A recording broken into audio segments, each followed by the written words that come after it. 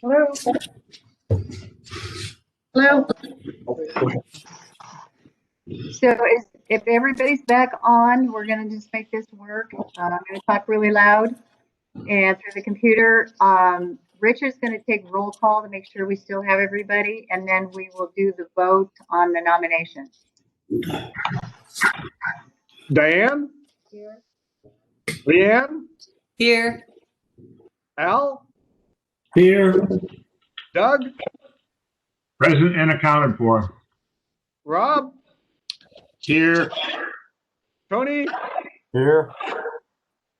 Chell? Chell's here. Andrew? Here. Phil? Barry? Corey? Here. Kevin? I'm here. Caroline? Here. Micah? Still here. Todd? Here. Rod?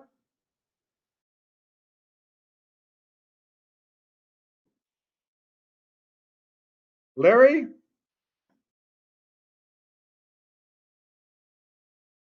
Dave? David Merchant? I'm here. All right.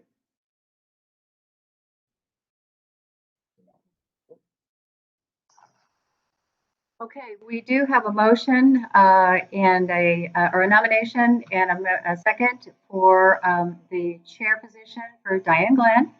And so now we're going to take a roll call vote on that. And Richard's going to do that. Leanne? Aye. Al? Aye. Doug? Aye. Rob? Aye. Tony? Aye. Chell? Aye.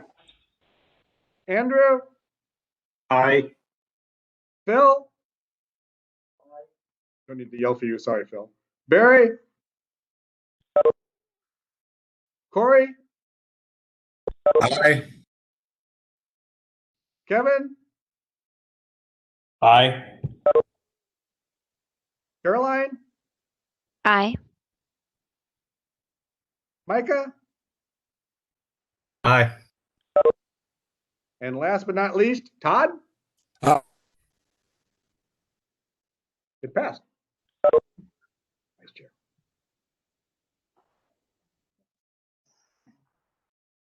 Okay, thank you.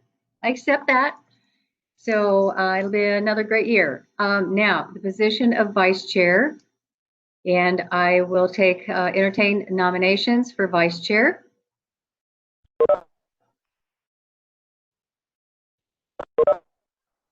This is Andrew Klein.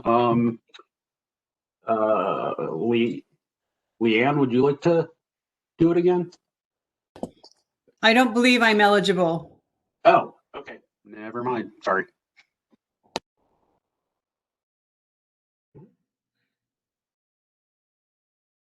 I nominate Andrew Klein. This Leanne, I second.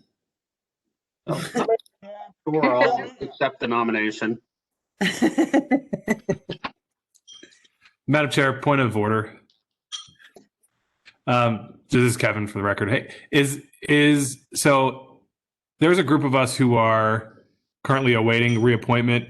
Just for clarification, is that why some people are eligible and not, or is there some other issue with Leanne?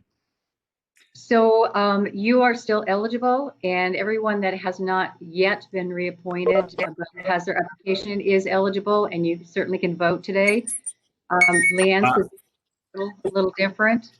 Leanne, do you want to explain? That's fine. I wasn't concerned. I know about the voting privileges. I was just curious about holding an officer position and other positions as it relates to council business. That's all. Thank you. And I appreciate that, Kevin. I am not eligible because I am not eligible for reappointment. Gotcha.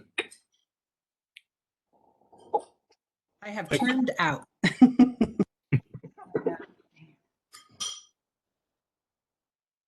Okay, we will, are there any other nominations for vice chair?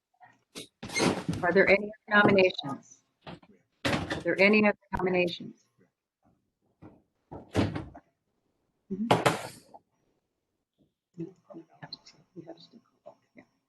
Okay, we're going to have a roll call vote on the vice chair for Andrew Klein. Yes. Diane? Aye. Leanne? Aye. Al? Aye. Doug? Aye. Rob? Aye. Tony? Aye. Bill? Aye. Andrew? Aye. Or abstain, I don't know. I Can I actually, vote I aye? don't know that one was, it's not going to change anything. Okay. Bill? Bill on the phone? Corey? Aye. Kevin? Aye. Caroline? Aye. Micah? Yes. Todd? Aye.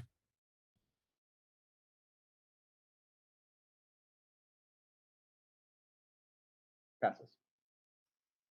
It's unanimous. All right. Congratulations, Andrew. It'll be a fun year. So that concludes the elections of officers. Now we go into the standing committees.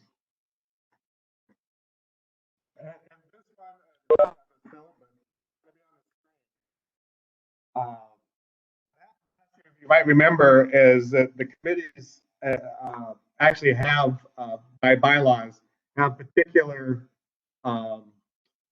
positions, like a take chair sits on various committees. So this is actually in somewhat reverse order, but we're starting with the building code PEG. And currently it's Andrew Klein.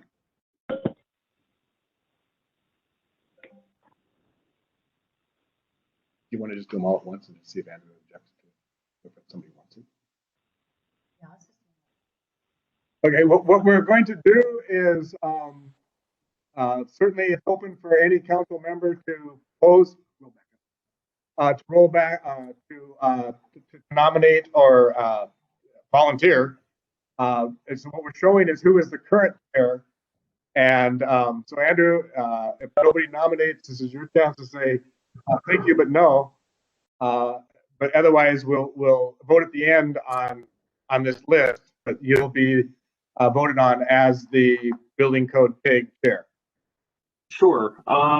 Yeah, I'm happy to be chair, but I won't be offended or, if anyone else wants to step up, if you're interested.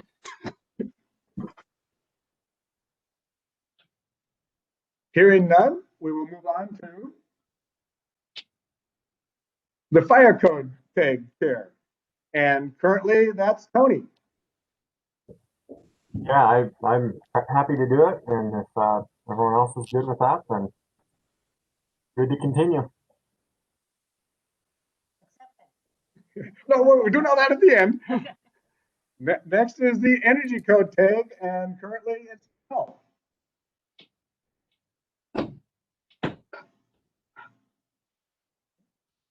Well, I think Jill actually has to say yes. I'm happy to continue in this, for the record.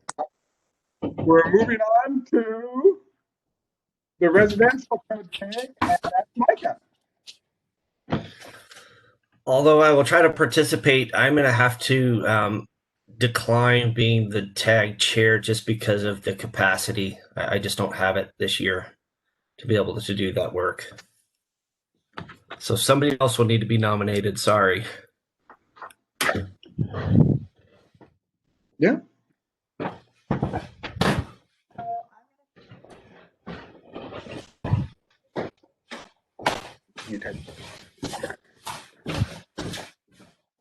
Actually, just do the line. So if I had to throw somebody out there, I would think Corey would probably be beneficial in this role if he's available. Yeah, but you'll elect Corey. Unfortunately, that's Group 2 TAG, and you'll see that Corey's already there for the plumbing code.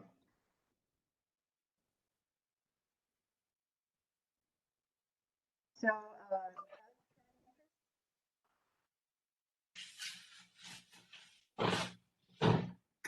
I don't know. Doug, do you have any interest in the IRC tag? I just don't have time, Diana. I would, but I'm in that time boat. Okay. At this point, it's Diane. We will move down to the plumbing code tag. Corey? I'd be happy to serve in that role. Rolling on to the mechanical code tag. Caroline? Yes, I will look to fill the large shoes of Eric Vandermeer. Is it just me, or am I missing the avalanche of members asking to serve on these things? All right, what you'll see here is if Shannon can scroll down a little bit further, is the, nope, I'm sorry, just to the text below the, whichever tag this is. Okay, this is the BFP Standing Codes Committee. Well, the chair is after we do the membership. And what this is can you scroll down for small text? The building code, the building, fire and plumbing, code committee shall include, I need to put my glasses on, sorry, shall include the council chair and chairs of the building, fire, plumbing, and residential code. It is not restricted to that, but those members by your bylaws do need to attend. So we have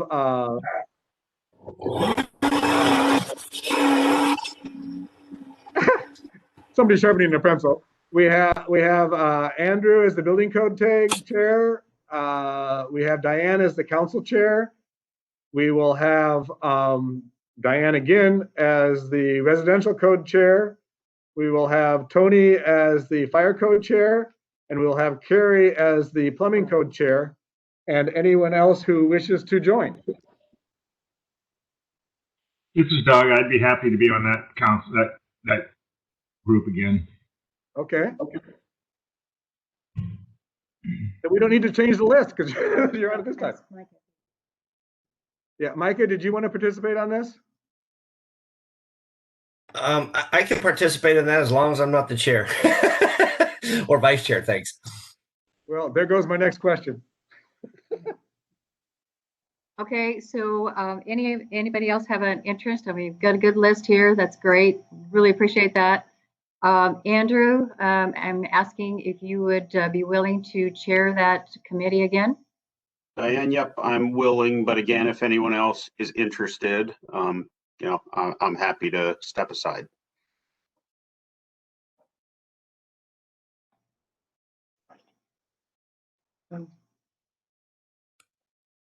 You're it, Andrew.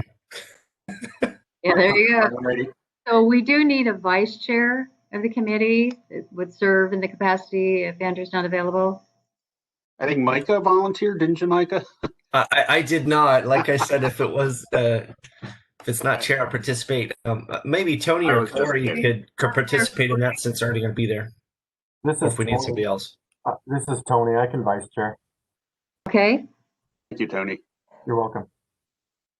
All right. So Andrew and Tony, that's the building, fire, and plumbing. Well, let's move on to the mechanical. Ventilation. Go ahead, Richard. And as you know, this is a misnomer because we don't have a ventilation code. And this this standing committee is the council chair and chairs of the building, fire. Wait a minute, that's the wrong one. Sorry.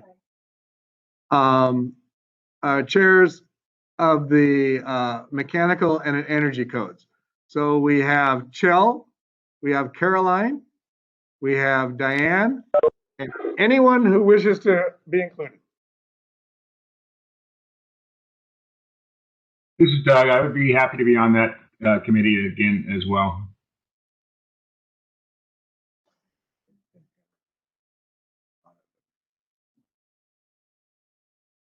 So anyone else want to be on the MEV committee?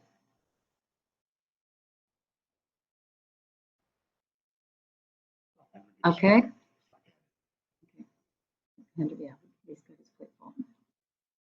Right. Madam Chair, if we only have 4 people on there, does that mean that this is Joe, that I can't talk to Caroline or Diane or Doug in a one-on-one situation about anything because that would be a quorum? I don't know if it matters on the committee, does it? Yeah. No, we'll have to get back to you on that. That's a very good point. Richard, I can't hear you. Well, I'm muffled and I wasn't speaking into the speaker. That's a very good point. We will look into that and get back to you. Okay, I'd be ashamed if I couldn't talk to Diane or Doug or Caroline. Yeah, that sort of hampers it. Yep. Okay, so I'm And going to Diane, I'm happy to continue serving on the MVE committee. Okay, Andrew, thank you. And then I'm going to call on some other members, maybe some like Todd.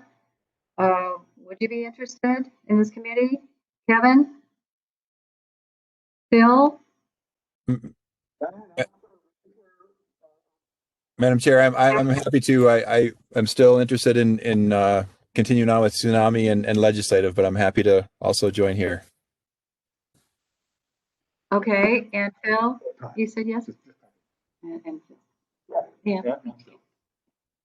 And then, okay. So, okay, great. Thank you very much. So now that's just an academic question.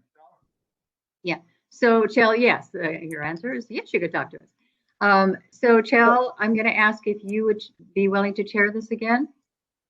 Happy to. Thanks for asking. You bet. And Vice Chair, well,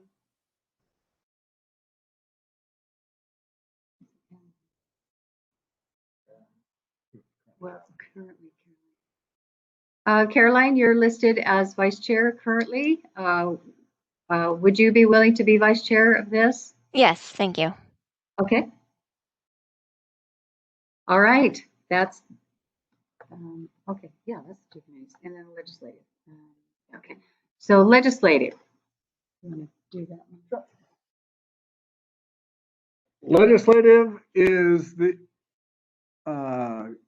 council officer, so that's the chair and vice chair, chair of the FP and MVE, and other voting members of the council. So anybody else who wants to be enjoyed. So we have Diane, we have Andrew, and then we have Andrew again, and we have Chell. Well, no, but they're not mandatory to be on. Okay. And then last year, we had Phil and Doug and Todd who wish to serve, but as council members. So anyone else interested in legislative?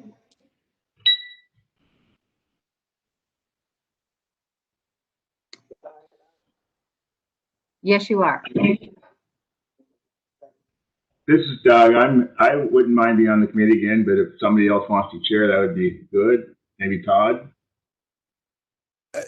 This is Todd. Thank you, Doug. Yes, I'm happy to either lurk in your shadow and learn from your expertise, or step up when ready. There's a lot to learn there. Either way, I'm totally fine either way. So. Well, how about this? Todd can chair this year, and Doug, would you be vice chair? Sure. Does that work? I'd be honored and grateful to have Doug keeping me in check. All right, great.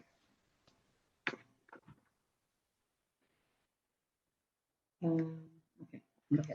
Next is the executive committee, and this is really more of a heads up. And the executive committee shall be the council officers and the chair of the standing committees, the MVE and the BFP, and the council chair. So this is just a heads up. These are already, there isn't and other council members in your bylaws for this one. So we have Diane Glenn, we have Andrew Klein, we have Chell Anderson, we have Andrew Klein again. Executive committee. I don't know why. That would be the executive committee. So, I'm sorry, and Todd. I apologize, and thank you, and Todd. So that's just a heads up, and we will move on to. Oh, do you want to? Oh, you're the chair. You don't have a choice. Economic work group. Last year, this was not formed. Just a heads up, we actually now use a consultant to do the economic analysis. But it is the council chair can convene this or reconvene this work group at any time. Is that it? All right.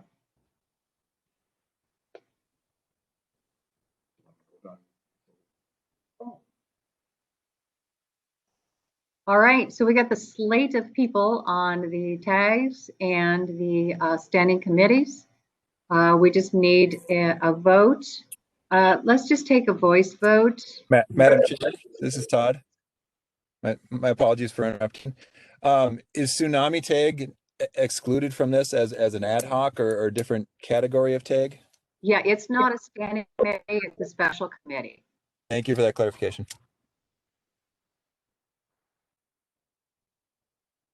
So I need a motion and a second.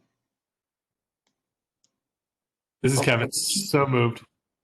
Second. Andrew Klein, second. We have a motion and second to accept this slate of people. Put it that way. Any discussion? Okay, I'm just going to take a voice vote. All in favor? Aye. Aye. Aye. Aye. Aye. Are there any opposed? Okay, the motion carries, and this is our tags, standing committees, and executive committee for 2021.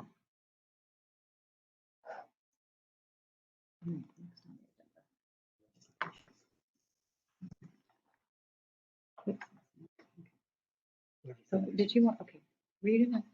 Take this. Okay, next on the agenda is the legislative issues, and I'm going to have Richard speak to this. And this is the legislative committee. And historically, this committee has met every Friday during session from at 10 o'clock. Staff is requesting that this actually be moved to 11 o'clock every Friday. And what's on the screen is just our tracking log that the legislative committee reviews and comments on every Friday, but it's also posted so that any time you can look at it. We generally make sure this thing is updated on Thursday, but it's also updated as we go through the week. So at this point, this is really just a heads up for the legislative committee, but staff is looking to the chair to verify the meeting at 11 rather than 10 is okay. This is Todd. That's okay with me if aligned with other committee members. Can you just say, does anybody have a problem with that in the committee? All right, does anyone have an issue with that time on the committee? Okay, that's what it's going to be. All right, next agenda item, we move this one up. This is the Tsunami Emergency Rule Task Force, and Todd's going to speak to this, right? So Todd, you are on. Thank you. I'll introduce it briefly. As I said, I hope we've maintained some of our experts. This is, as everyone knows, this is a very a specialty tag. The expertise exists in the tag members. My role is primarily procedural here. So I'm going to quickly give an overview. Ray, please jump in and correct me as if needed. As you might remember, over a year ago, we had a presentation from Washington DNR regarding the need to propose updates to maps, essentially in the ASC 7, how the procedure to determine tsunami loads and so forth. And so this is an emergency. This is emergency rulemaking for 2018. The target is to align it with the implementation in February. The expectation is then to have to, or you're at the council's will, to move into permanent 2018 rulemaking, and also then to continue on and move into a formal 2021 proposal. So all this is happening very quickly. But a significant portion of the work has been done over the last few months. The tag has been meeting every other week. And so very consistent, high level expertise, very organized, and great partnerships with other agencies and industry partners. With that, I think I'll Ray, is there anything else I missed there you'd like to add? No, I think you had it. John Sue has a presentation that he would like to I think, present to the council as well, along with this proposal. Perfect. I was just going to introduce John, so thank you. We'll hand it over to John. Good morning, council members. This is John Sue. I am the former building official and principal engineer for the city of Seattle. I have retired from that and am working as a consultant for the Washington Association of Building Officials. In that capacity, I was serving on been serving on the tsunami tag and kind of help put some of the language together for what we're doing here today. And Shannon, I think, oh, there it is. Good. Very good. Thank you. If we could start with that.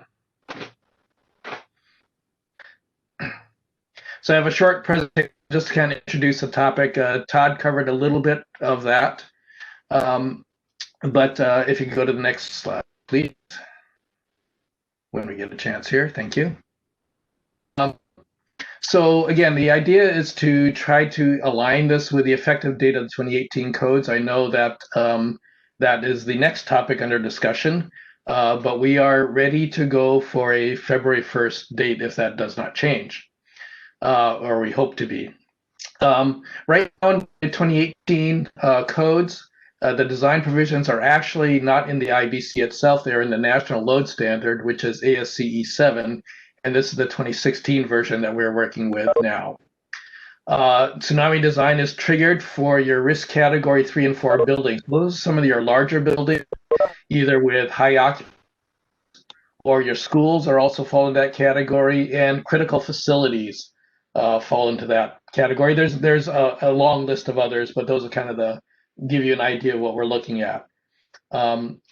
So your standard office buildings, single family houses, apartment buildings would not ordinarily get triggered to design for tsunamis unless the local jurisdiction decides they want them to be, and then that have to be a local amendment.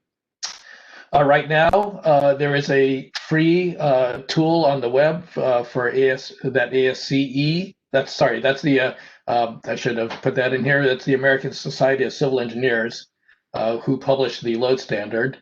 ASCE has a free tool that you can go to, and you can use that to determine whether you're inside or outside the tsunami design areas or the inundation zones. And it gives you the parameters to use for that design, which are the inundation depth and velocities of the water coming in. And then you parameters, you use the provisions in ASCE 7 to go ahead and calculate the loads. And it's a pretty involved process, but as we talked about, or as Karina talked about in last year's presentation, there are some issues that locally we have with this. So if you could go to the next slide, please.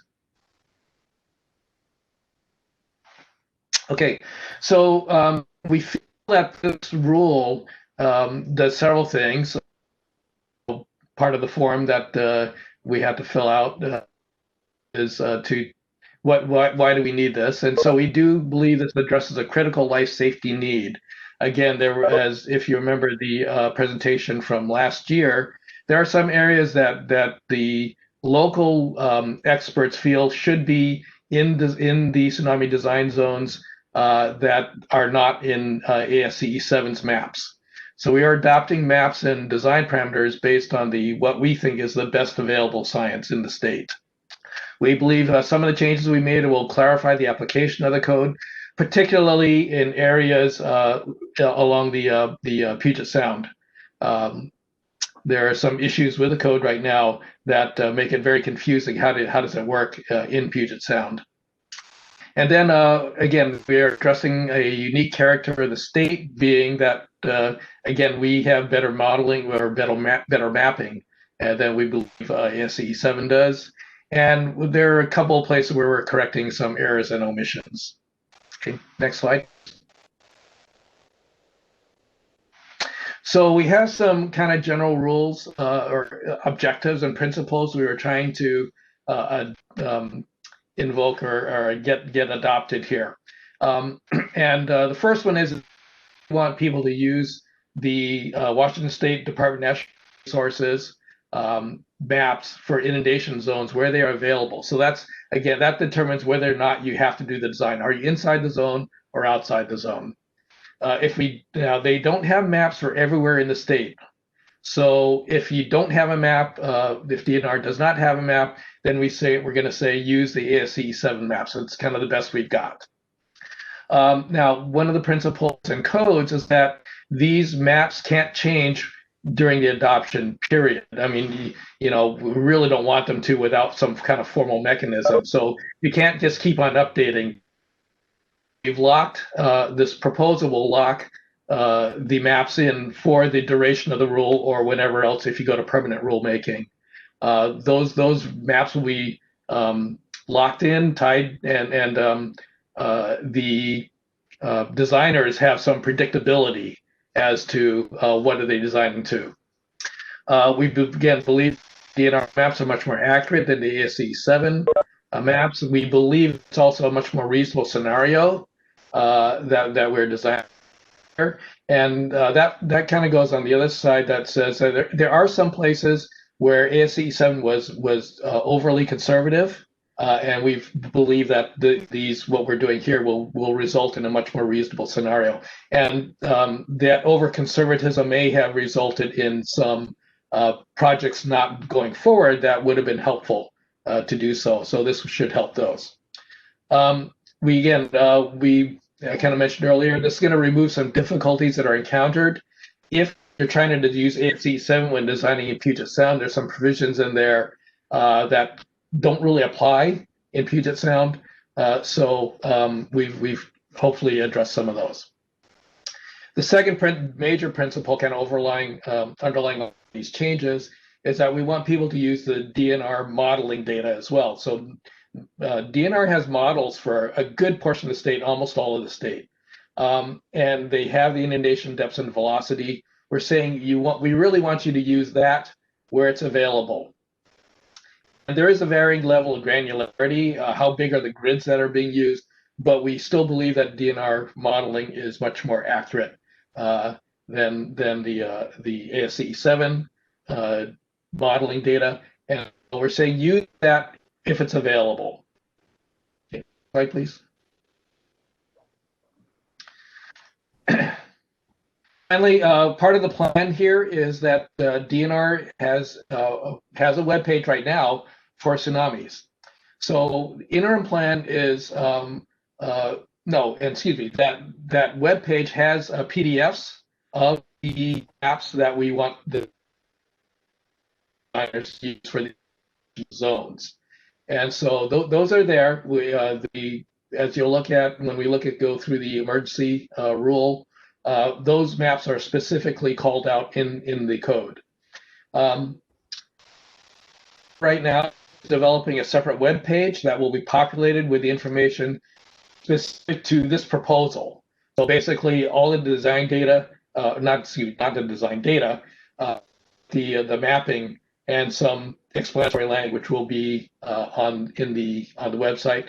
Also, one of the things I forgot to mention is that we're saying the data, the inundation depths and velocities that DNR has, we're telling designers talk to DNR to get those. So they're going to have to. So this web page is going to have contact information that they can go to, the designer can go to and say, I need this information, you know, and DNR will give it to them and have some discussion about that.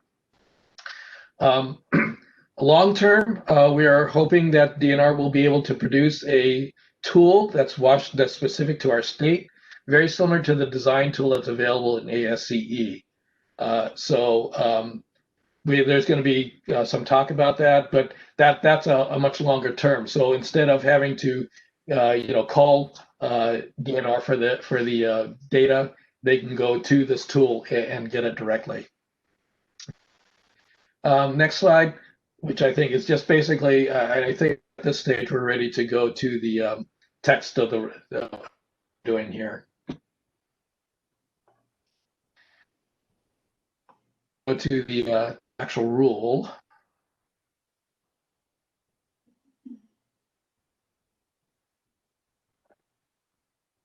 Hold on one moment. I need to pull up the current one that Ray sent me this morning.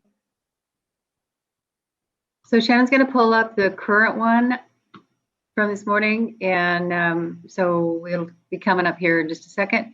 While that's coming up, John, thank you for that. It's good to hear your voice, and I miss seeing you.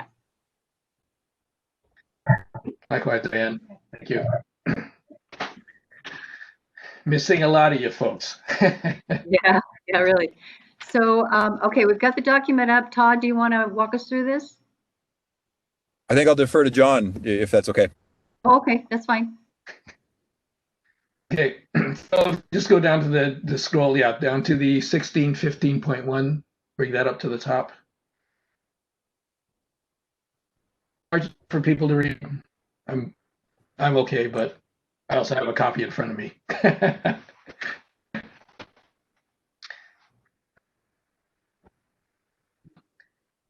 So these are the amendments that are necessary to implement kind of those principles that I talked about earlier. One of the things we want to do is make sure we're referring to the Washington State maps, if you look at what's happening in 1615.1, that they struck through language talks about tsunami design geodatabase. That's that tool that I was mentioning that ASCE provides. Since we don't have that, we don't want people going there yet for our state. And so this first user note in the box, their user notes in ASCE 7 are essentially commentary that get put into the text of the code, and it kind of helps guidance and things. They're not enforceable necessarily, but the idea here, we're trying to do a lot of explanation here because this is brand new. I mean, nothing's been, well, I shouldn't say, this is brand new will be brand new for a lot of people. There are some structures that are being designed already to these provisions, but again, a lot of this is going to be new for a lot of people. So trying to give as much information as we can within the body of the code and some guidance. So this first user note here essentially lays out those two principles that I mentioned earlier. One is use the DNR maps if you got them. Use ASCE 7 if you don't. And if you have parameters for the design, if DNR has parameters for the design, use those instead of what ASCE 7 does. The next section then is 1615.2 there. And this is I know the format's a little confusing, but what we're doing, this is how you modify the standard. The code actually just says go to ASCE 7, and now what we're doing is saying, well, we really want you to we're trying to modify ASCE 7. So there's some odd formatting that you have to kind of do to get there. And so here, for instance, 1615.2.1 says, here's what we're modifying in ASCE 7.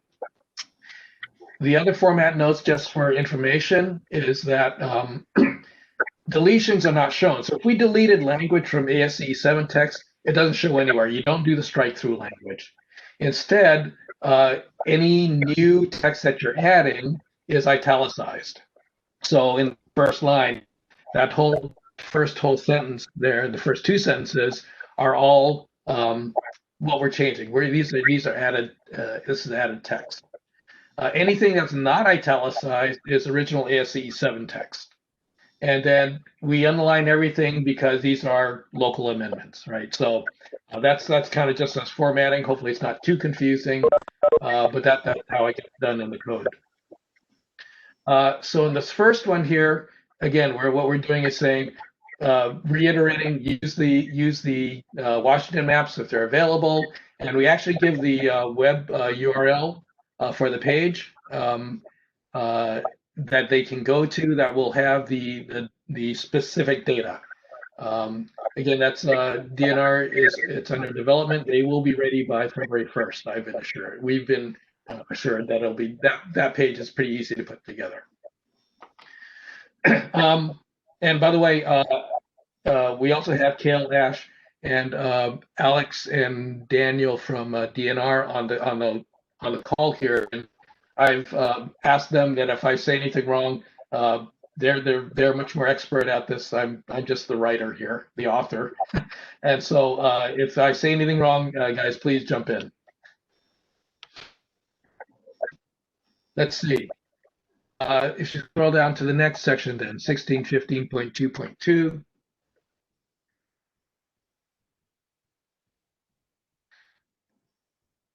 Okay, in this section, we've just added some text essentially to cover our bases. If you know, I tried to go through and made sure I caught all the places where it refers to tsunami design zone or this figure where the maps are in ASCE 7.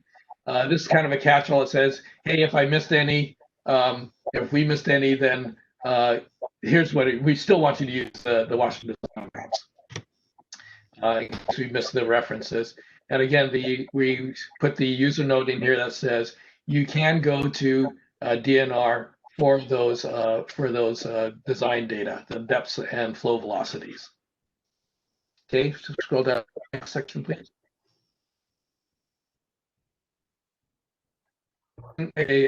Modifying a couple definitions here.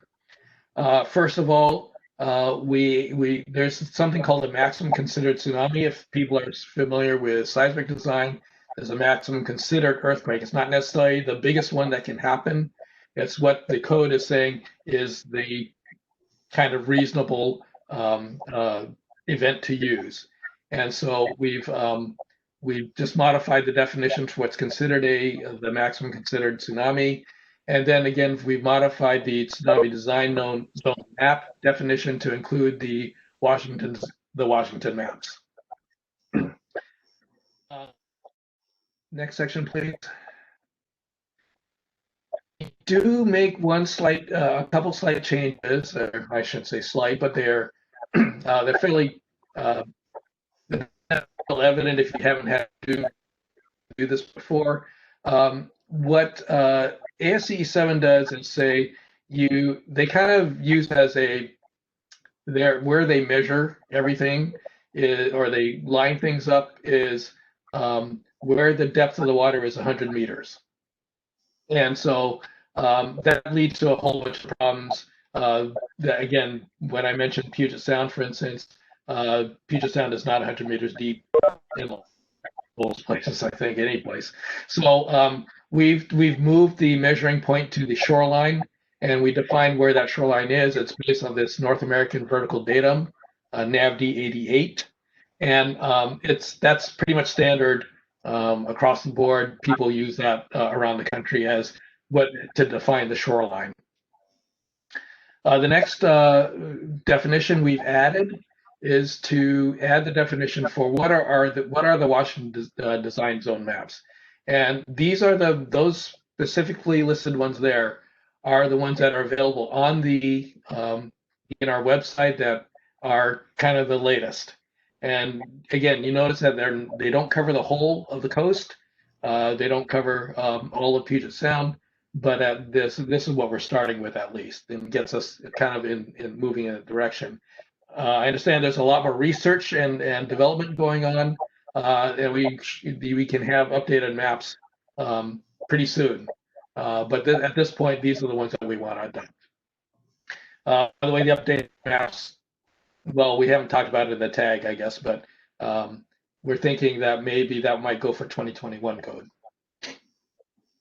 Okay, section is, again, just looking at when does this apply, and we're saying this is the italicized language there. Again, it's just saying go to DNR to be used, to use these to get the data needed to do so you can do your design. That's kind of, again, throughout the code. Next section is, again, just some minor editorial. That's 1615.26 editorial things to make sure we're referring to make sure we get the Washington maps referred to properly. The next section, 1615.27. This is starting where you get the more sophisticated analyses. You have to go through some computer modeling and things like that. And those are for the risk category 4 buildings. Essentially, your critical facilities, if you're going to build a tsunami refuge, essentially, structure, then you have to do this special analysis. It's a probabilistic analysis. And so we've made some changes here, again, just to make sure you use the data from DNR to compare with it. Right now, there's a kind of simplified analysis that ASCE 7 uses as a baseline. We're saying use our data, use the Washington State data as your base comparison if you're going to do your own analysis. And there's some limits to what you can do. So, for instance, if you got some really fancy something set up and you come up with a design depth that is much less than what the DNR model would say, we're saying you can't go below 80% of that DNR numbers. So it kind of puts a limit on it. And it's very similar to how we deal with earthquake designs. Next section.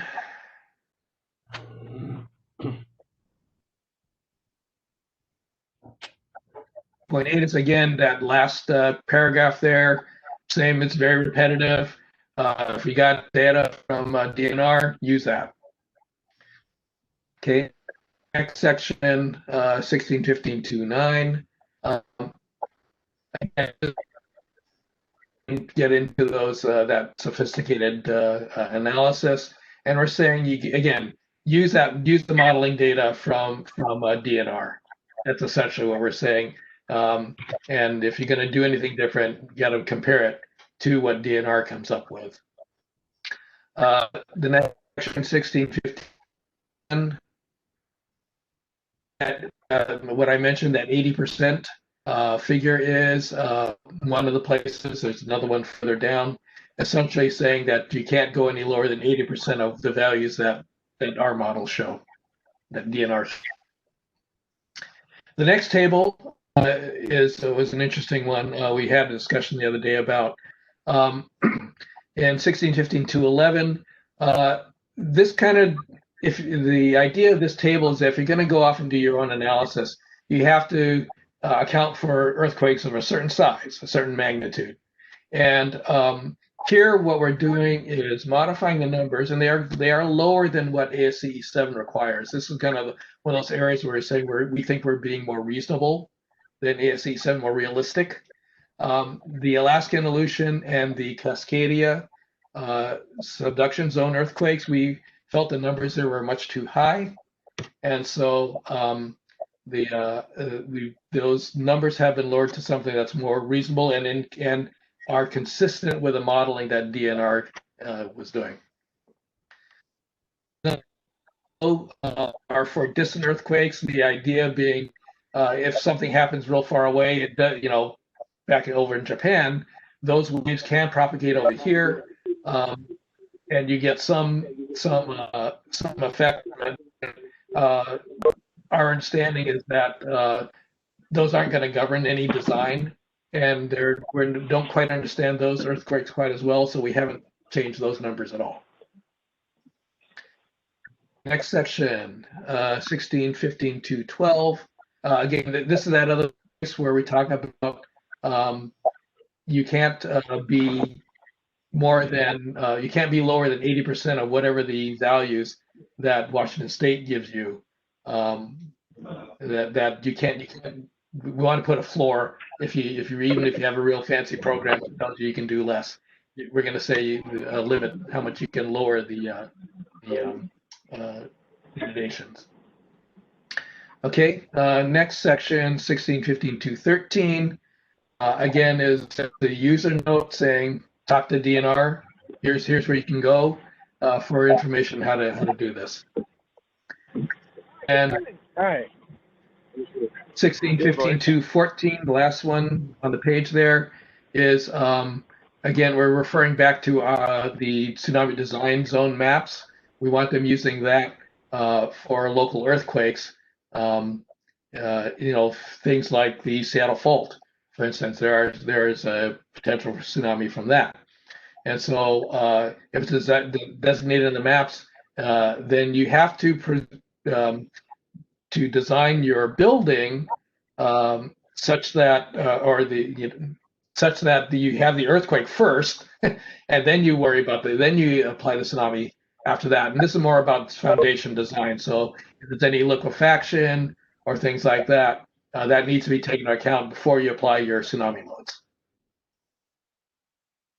Really quick, but that's the extent of the emergency rule. We're changing in the emergency rule. Thank you, John. This is Todd again, Todd Byeruther.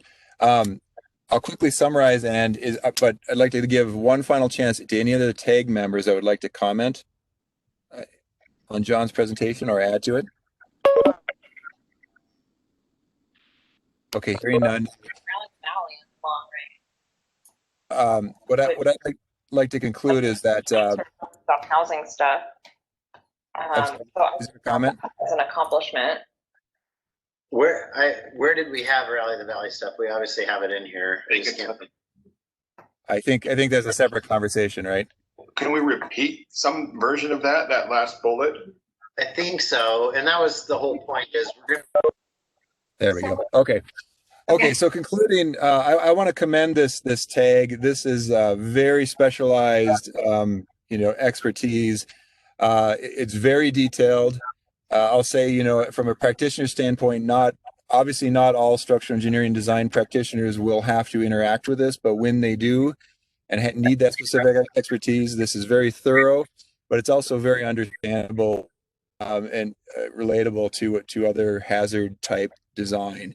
So I again commend this TAG and fully support this and hope that the council does also for this emergency rule.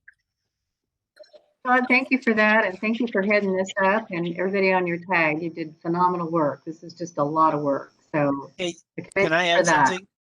This is Hoyt Jeter. Can I add something to this too? Go ahead, Hoyt. One of the difficult things for designers to do in areas around the state is how do you design for these tsunami loads? And this proposal that John has created and stuff actually gives, it may seem complicated, and it is complicated in principles, but this gives the actual design method of how to calculate this, and this will actually make it easier and not having people do it in a kind of as a cowboy way of doing it differently all over the place. So I really hope the council supports this and this gets approved. Thank you, Hoyt, and I'm missing you too. So any other public comment? Okay, council members, I'm going to open it up to you for any comments. questions? Hi, this is Charlie Anderson. I guess just in a general sense, how much does this change? Maybe not the way it's designed, but the ultimate that end design for foundations along the coast, especially. Is it a radical change in the actual type of foundation people are going to select, or is it not that large of a change? Michelle, this is Todd Byerther. We have Cale Ash, who's on the tag, a practicing structural engineer. He might be a great expert to answer that question. Cale, would you be willing? Yeah, can you hear me okay? Yes. Yeah, this is Cale Ash, a principal at Degenkolb Engineers and part of the tag here.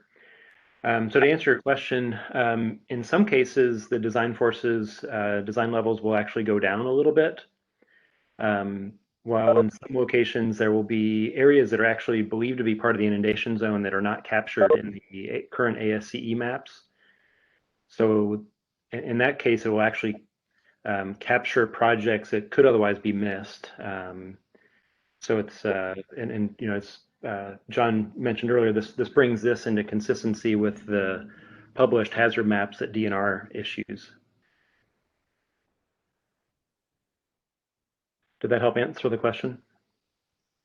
Yeah. I think it answers the question. I guess are there areas along the coast that basically people will be unlikely to build now because it's the wrong place to build from a tsunami perspective, and then other places where it'll go down, I guess is what you said. But are there other areas, and I'm thinking particularly of the towns along the coast, where building will be drastically different?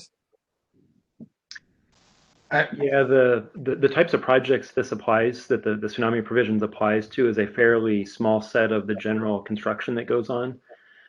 Really, this is just going to apply to things like hospitals, let's see what else, prisons that have, essentially anywhere where people are it's kind of inside of a building, as well as vertical evacuation, safe refuges. These provisions are not applying to residential and most typical smaller scale commercial construction activities. Okay. Thanks. Chel, if I can throw in here also real quickly, the other thing that may be affected in small towns is they have large assemblies. So a large movie theater or something like that, a large community center, they may have to locate somewhere else. Okay. To these. And that's a good thing, probably. We don't want those inundated. So I think that makes sense. Yeah. So, Shell, this is Todd. One of my takeaways after exposure to this effort is it also adds significant, precision or written resolution, I guess. So we can make more accurate decisions is another way to represent this. Yeah. And also one other thing I kind of mentioned during the presentation earlier, there have been some projects to design, I guess, build evacuation structures where ASCE 7 was way too conservative. And so it discouraged them from building those evacuation structures. And so this will kind of help in those areas. On the other that now they can actually design something.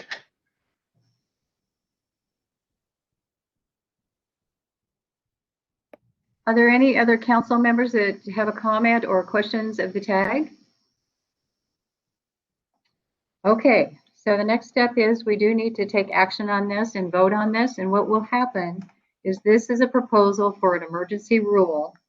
And if it passes, that will mean that the staff is directed to file a Sierra 103E rulemaking order.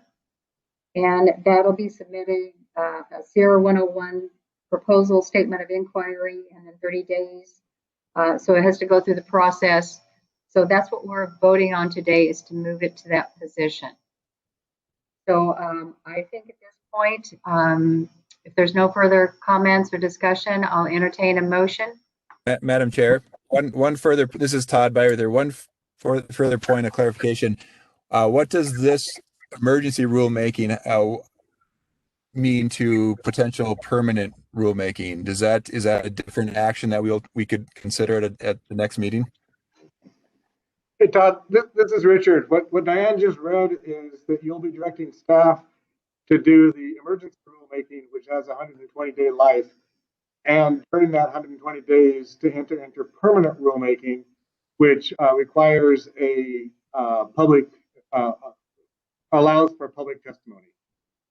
So when the 120 days end, it doesn't go away. The 120 days ends, and then the permanent rule is in its place.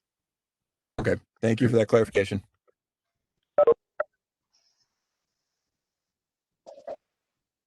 I'll make a motion to move this forward into the next phase, as Diane mentioned. This is Mike. I'll second. All right, we have a motion and a second. Any other discussion? I think I'll have Richard take a roll call vote. All right. Leanne. Aye. Al.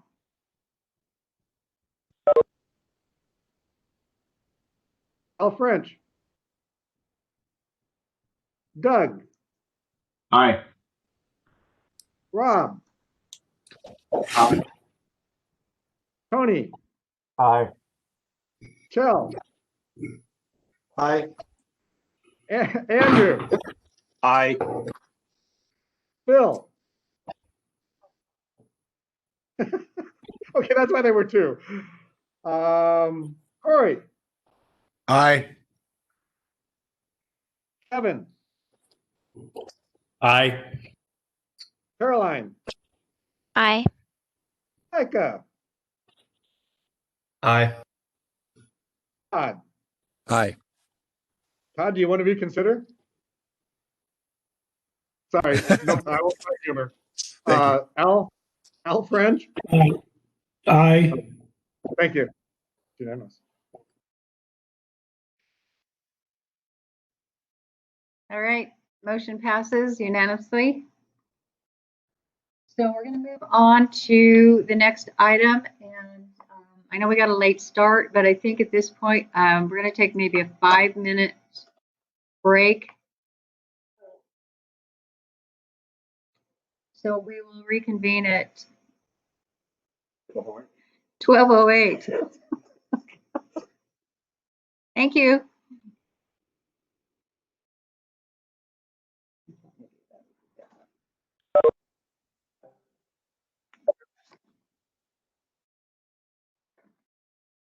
Okay, we are just going to go through very quickly roll call just to make sure everybody's back with us. Diane, are you with us? Leanne, are you with us? I'm here. Al, are you with us? Still here. Okay, Doug. Rob. Here. Tony. Chell. Andrew. Here. Phil. Here.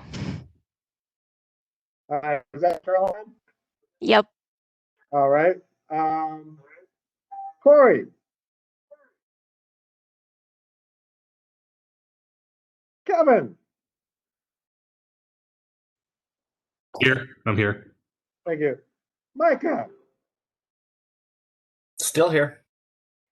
Todd. And here. Doug. Tony. Here. Chell.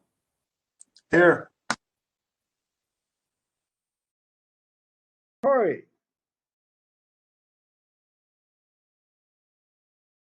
All right. We definitely have a quorum. Doug and Corey, last time to pipe in before we start.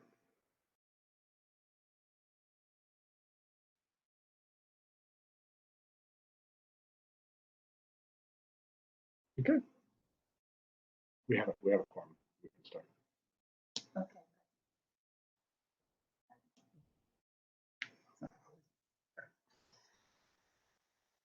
Okay, the next item on the agenda is the extend 2018 code effective date. What we're going to do is I'm going to give some background on this.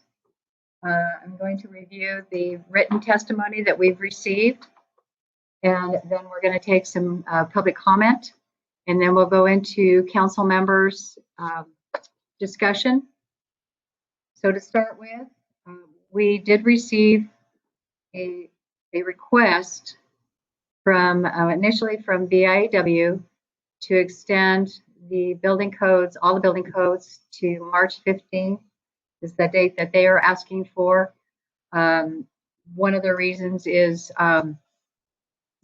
Seattle, as everybody's aware, they have extended the codes in City of Seattle till March 15th, trying to make it a little bit more consistent across the state. They had some other reasons. It's in your written testimony, so you can read through that on their reasons. We also received additional testimony, written testimony, and this is all in your packet or on the website. We received testimony from the Building Industry Association of Clark County, and they're requesting to extend the effective date. We received some written testimony from a builder out of Yakima, and to request that the building codes be extended. We received written testimony from the Olympic Master Builders. They're asking that the building codes be extended to March 15th. We received written testimony from AIA Washington Council. They are requesting that the codes remain effective February 1st. We received written testimony from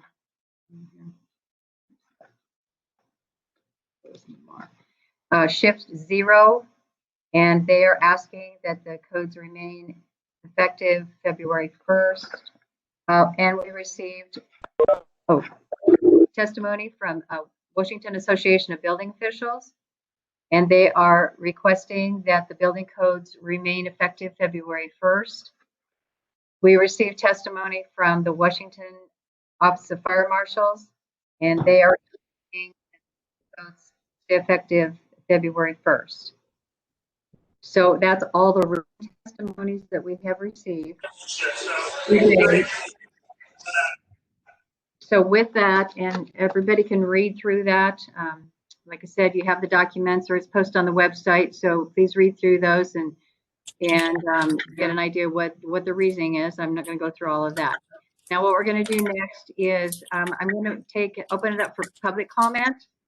If you have submitted written testimony, you do not need to repeat it with oral testimony, because we have that in writing, unless you have something very different to add to that. Otherwise, I'm going to open up to other public members that are on the phone or WebEx, and if you please, in the interest of time, just limit your comments to about 3 minutes. And I'm going to have Richard kind of keep track of that, so we don't draw this out, forever. So, because I want to hear everybody. So with that, if you will just kind of speak up, say your name, and I will acknowledge you, and you can enter your testimony. I'd like to start. This is Hoyt Jeter, this senior structural reviewer at the City of Tacoma. Okay, recognize Hoyt first. Okay. I hope the council does not do the extension and keep it as the effective date of February 1st, 2021. We have had training, and all the codes have been published and put out. They also have commentary to all the code items, and just extending it for that short period of time doesn't make any sense. And it would make more sense to start it at the beginning of the month, and it'll make it much easier for jurisdictions around the state of Washington to be able to have the cutoff date and letting people know when they need to modify their code to the new update and when they don't. So please hope the council does keep it the February 1st date and not move it to middle of the month of March 15th. So thank you very much. Okay, Hoyt, thank you. There was somebody on the phone. I'm sorry. Carolyn? Yes, Hello? Carolyn, go ahead. Yes. Okay, so those are Washington Air Conditioning Contractors Association, and then We can't hear.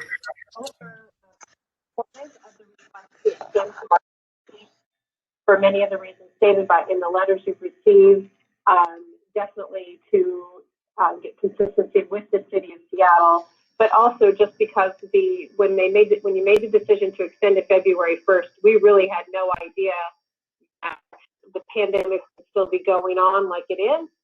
We're still having some supply chain issues, and we figured that extra 45 days will just go a long way towards helping us further get ready and organized for compliance with the new code. Thank you. Okay. Chair request to be recognized. This is Ardell Jalla. Ardell, yes, go ahead. Hi, good afternoon.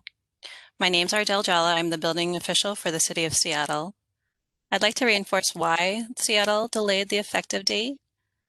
The city amends the state code as permitted per RCW 1927-020. Our targeted adoption date or effective date was February 1st to align with the state. However, due to several factors, including SEPA review of the energy code and our city legislative process, we made a difficult decision to delay to March 15th. We strive to keep that delay as close as possible to the February 1st date as originally published. If the Building Code Council approves delaying the code, the 2018 codes, to an effective date later than March 15th, we'll also need to revise our ordinances to match or be past that of the state code effective date. And it is significant rework to rewrite that ordinance that is currently in for Seattle City Council review. Seattle opposes the delay of the 2018 Washington Code's effective date, and we request SBCC to keep it at February 1st, 2021. Okay, thank you. Chair. Go ahead. Who's this? Yes,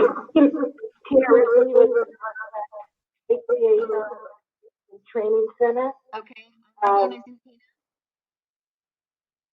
Yes, can you hear me? Yes, with the Northwest HVAC Association and Training Center, and I'd also like to ask for the extension.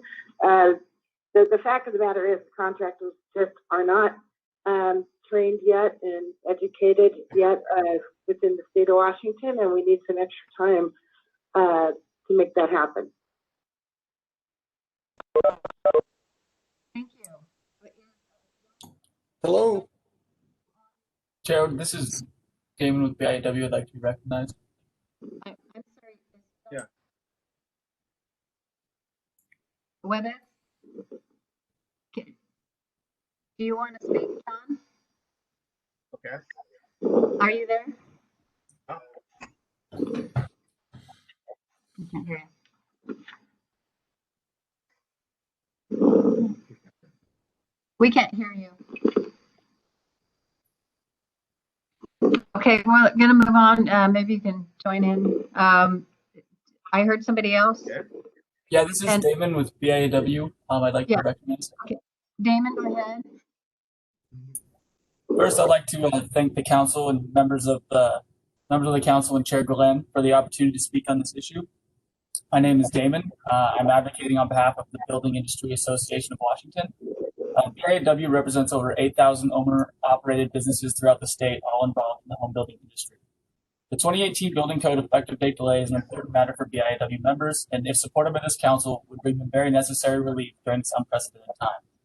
COVID-19 has been the biggest inhibitor to Washington State's building industry this year, and remains the reason for urging this council to delay the effective date of the 2018 building code to March 15, 2021. Seattle has taken initiative and pushed out their local code effective date to March 15th. BIW seldom sides with Seattle on issues, but our support lies with the Emerald City and their decision to delay their code. The City of Seattle is offering relief to their builders, and BIW finds it sensible to move their course. We urge the council to do the same on a statewide basis. Seattle is unique from every other municipality in the state. Their code was grandfathered in, and due to this, they are the only jurisdiction to make these decisions without state oversight. I urge the council to follow their example. Builders have also faced delays trying to gain access to the 2018 Energy Code prescriptive worksheets.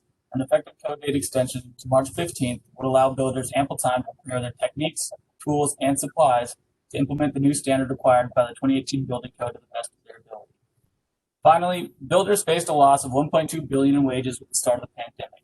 Delaying the effective date ensures a short window of reduced cost for builders. If supported, delaying the code further has no financial cost, but implementing the code does carry a fiscal note of about $20,000 per home.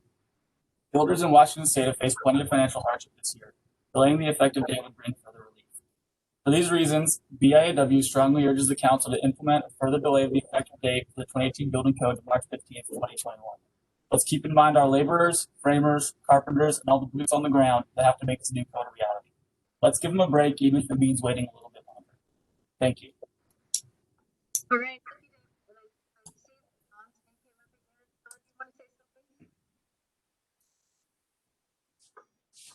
Hello, this Yeah. is John Catlett. There you go. We can hear you. Yes, thank you. I'm John Catlett. I'm the senior code consultant for BOMA International. If you're not familiar with them, Building Owners and Managers Association. We also would support moving the date out to at least March 15th. There's several reasons that we would recommend that. One is I still think you have some work that's being going through. I know mobile fueling and some other things that aren't quite finished yet. And the other thing is it would give a chance for the building owners to digest the code and the new changes that go in Washington State. I have had a long experience as a code official in Virginia. And I know in Virginia, typically our implementation date is typically about 6 months out from the code approval date.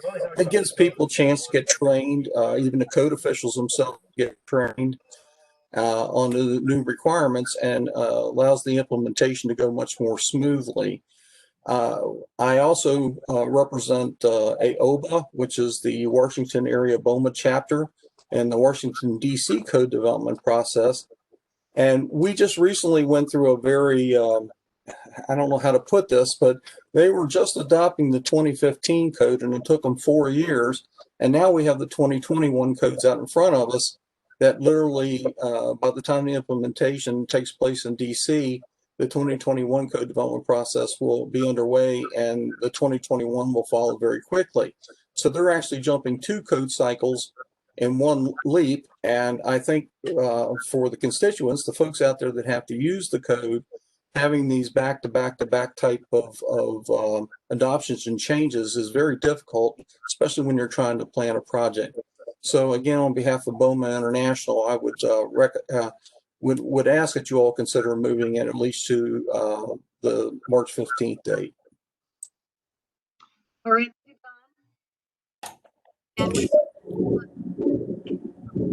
Chair. Oh, go ahead. Ada? Oh, I did. There's somebody else. Madam Chair. Yes. My name is Jason Gano. I am the political director with the Olympia Master Building. I had a question of one of the previous speakers. Are you? I'm sorry, Madam Speaker, can you say it again? Are you offering some testimony? I had a point of clarification as one of the previous speakers' comments. Okay, go ahead. I was curious if you guys voted to pass the extension, why would Seattle have to then also change their code as for their time frame as well? Request to recognize Chair, this is Ardell Della. So a lot of staff. You can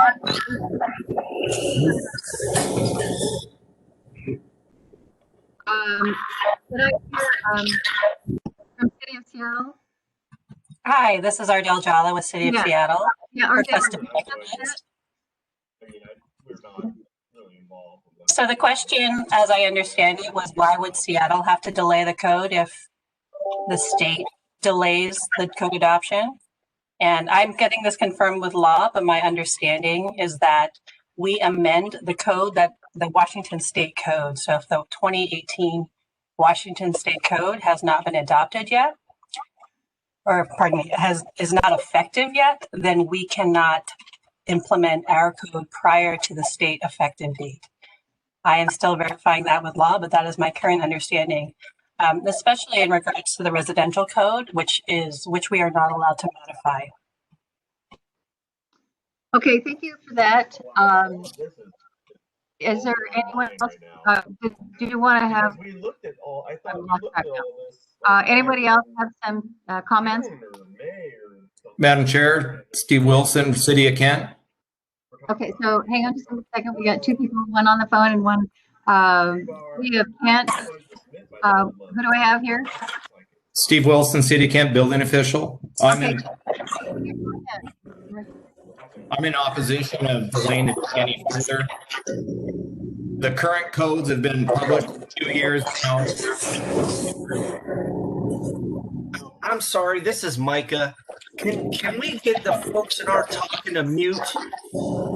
I can't hear a thing. Ryan McKinster and I believe Nate. You're not talking, please mute. How about if we made smaller openings? Okay. Who is talking? Nate. Who is Nate on the call? Nate, can you mute? Or can I get Shannon or somebody to mute that person? I can't hear a thing. And I'm probably sounding frustrated because we should all know how to work these meetings at this point. I know, it is frustrating. If you're not speaking.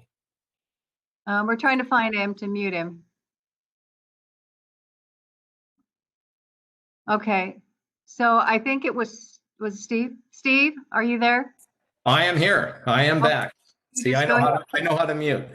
I'm in opposition of delaying any farther. All the jurisdictions have had training for the 2018 codes in March of last year. We've delayed it for, 7 months now. And everyone should have had time to prepare for this. The real estate market in Washington has not seen any effects from COVID. Sales are hot. Our permits are only down 5% from last year. And we are flooded with residential housing permits and TI permits. I do not see any reason to delay any farther. Cities have to adjust their permit fees and their building fees based on the 18 codes. And we cannot do this until we implement it. This is costing cities and jurisdictions valuable dollars to help keep our operations running. Thank you, Steve. I appreciate that. I think there's someone on the phone that wants to be recognized. Yes. Okay, Pat, go ahead. I'm only speaking to the ICC or the IFC code 904.1.1 through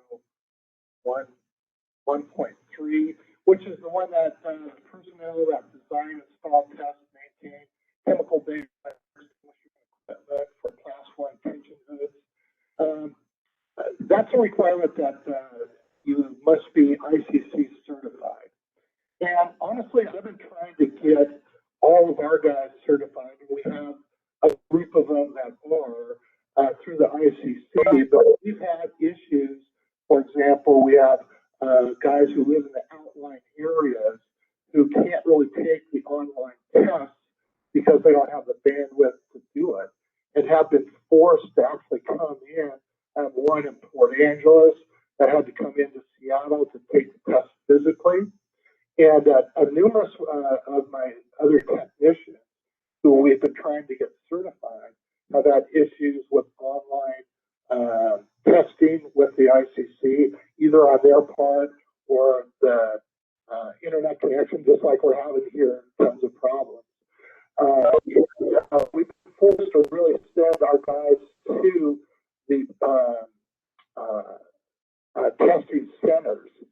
And at this particular point, the testing centers are accepting from, as of the 1st, are only accepting that we can't take the test until March.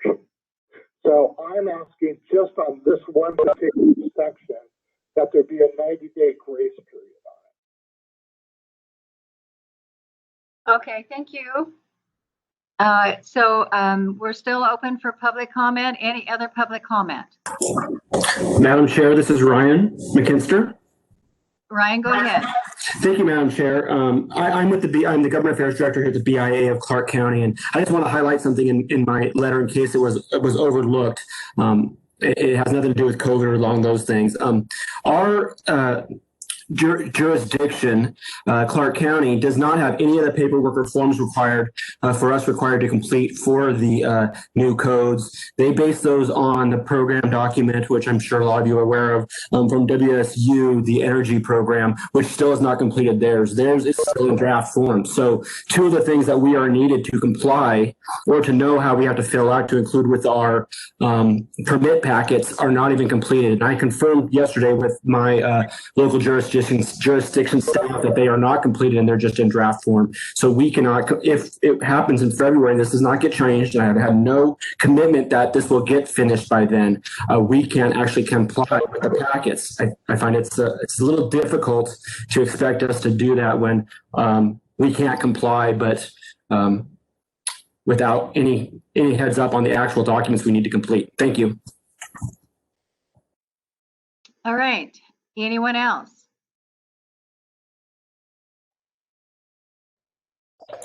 Madam Chair, this is Micah. There's some comments in the chat asking for some clarification from one of the public comments about the 90-day period, as well as there was a response from Michael Lubliner on the forms that were just in the last public comment. So if we could have somebody monitoring the chat, I appreciate that. Well, we are, Micah, but we can, we're checking people on the chat, but it doesn't come up on this end.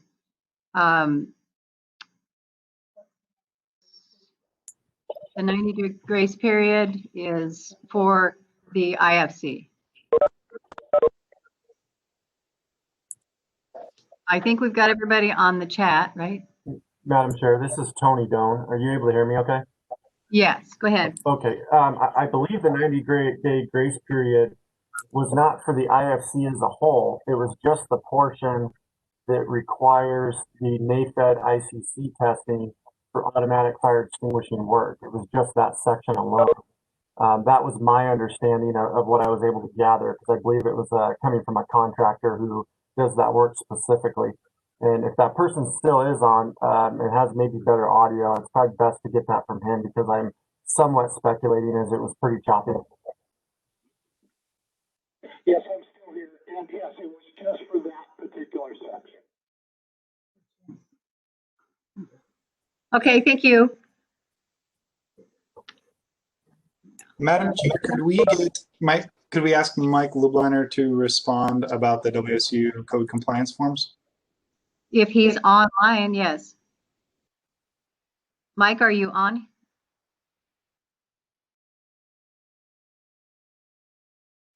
Yes, I'm online. Can you hear me? Yes. Can you respond to that on the where the status of the forms are, please? So as was noted, that we've been doing training since March to code officials and builders all over the state in preparation of the 2018 code, rolling out the prescriptive path checklist. That was out in a beta test all summer, and we have been waiting, and we rolled it out with the new website on December 11th. All of the tools have been available, and prior to that, we have worked with any builder who has called us on the hotline to work through their particular projects and talk to them about what forms they might need. So I want to just take this opportunity to let builders know that we are still available to help them. We get about 2,000 calls a year, probably 2,500 this year. And we are also developing new, beyond what has been there before, compliance tools that we hope to roll out in the future if funding is available. And we do feel that the purpose of me talking here is to let folks know if they need assistance to please contact us, as we've been trying to do an outreach to all our clients and stakeholder groups since last year. Thank you. This is Hoyt real quick. I also would like to add to that is that they have the website. Washington State has that I think they contract out with someone that has training on all the new updated. It's been out there for a while, and you can watch that at any time you want. So all that information is on the website to be able to watch the training and what's required to meet the new energy code. And that has been out there, and I've watched every single one of the episodes and attended the training. So the information is there. I don't know why the person's saying it's not there. And actually, you could stop it, you could pause it, you could rewind it, you could watch it again. I'm not sure what the issue is on the how to meet that our new state energy code or requirements for it, because it has been out there for about over 6 months is what I know of them. Thank you. This is Mike. I'd just like to support that we had, because of COVID, we had to go to a remote training module, which actually allowed us to get more information out to more people. And we have 4 webinar trainings that have been around since the summer. 2 are focused on single family and 2 are focused on multifamily. The 2 multifamily are very important that everybody in the multifamily sector understand, and if they have questions, please get hold of us. One is about the changes to mechanical requirements in the Washington Amendment of the IRC. The other one, it has to do with the overview of the new credits and challenges on the R2 low-rise multifamily. On the single family, we have 2. One is the overview of the new code as it relates to single family, and the second one is our duct training certification program that we took online, so that people now can remotely get certified as duct testers and learn about the new requirements for HVAC in the new code. Thank you very much. All right, thank you, Mike. Yeah, and like Mike said, WSU, their website and everything's available there. Thank you, Hoyt, for that. And we're going to move on to, I have Eli Wilson. Oh, Linda. Hey, Linda. Sorry about that. It was okay. So, Linda, do you want to make a comment, please? Well, yeah, I would like to. I know I'm trying to figure out how to change my name. That's like a sign-in thing for the legislature, so I'm not sure why it's that way. Yeah, I just had a question. I'm not sure if we're talking about the same thing when you had them clarify about the worksheet that the builders have to comply to, the one that WSU was contracted to do, and then but apparently their understanding is that worksheet is not ready. And so if we could, I understand what else they're saying about videos and things like that, but I'm not sure about the worksheet. And I know that they were indicating that, I'm not sure who it was that said it, but it was costing cities and counties and jurisdictions and all that money. But, when builders can't comply because they don't have all the information that they need or the paperwork that they need, that costs them a lot of money if someone comes back and said that they didn't comply. So that's where I think there's an issue there. I'm a little bit, I guess, with Seattle coming in and wanting theirs extended, that coming in and telling the state that we can't extend ours is a little disingenuous. So I just wanted to be on record as stating that I would like to extend these until March 15th. COVID, this pandemic has done a whole lot of things.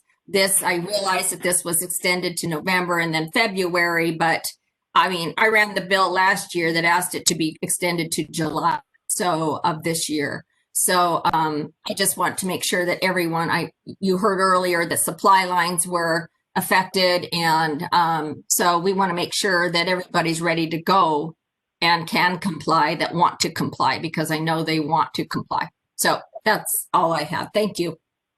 Thanks, Linda. I appreciate that. Thanks for joining in today. So any other comment before we open it up to the council members? Yeah, this is fun again. All I would right. just like to say, I would just like to say those forms are on the Washington State Energy Code. I've looked at it. Actually, I think it was a month ago. They have some of those forms already created, so it's not like it's not done right now. I was just saying there's additional training that they have that you can also watch. So that was it. Okay, thank you. I'm gonna turn this 'cause I can't do this. Okay, I'm going to open it up to the council members to discuss. Madam Chair, this is Kevin Schutte. Go ahead, Kevin. Madam Chair, would you be willing to entertain a motion? Well, we're going to have a discussion first. Okay, well, I will just, I'll just say this. I am in support of extending, as to Senator Wilson's comments just a moment ago. I also wrote a letter to the council, some of you may recall last year, asking to extend to July 1st of 2021 for implementation. I am pleased that the council did take action to extend this far. However, with the information that's in front of us and with the continuation of the emergency proclamation and the issues that go along with that, I think it's prudent for us to reassess that and extend a little bit further as well. And I'll end on this, and I'm very interested in hearing the commentary from the other members of the council. We want to have one recovery in Washington, not a recovery for Seattle and a recovery for the rest of the state. And so I appreciate the comments from the regulators that we have on here, but I think it's wholly appropriate for us to reevaluate the position of the Code Council and extend these to March 15th. Okay, thank you. Other council members?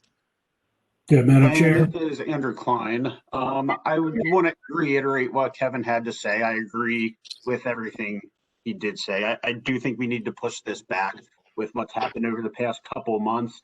It's not just regulators, it's also everyone on the design side of things.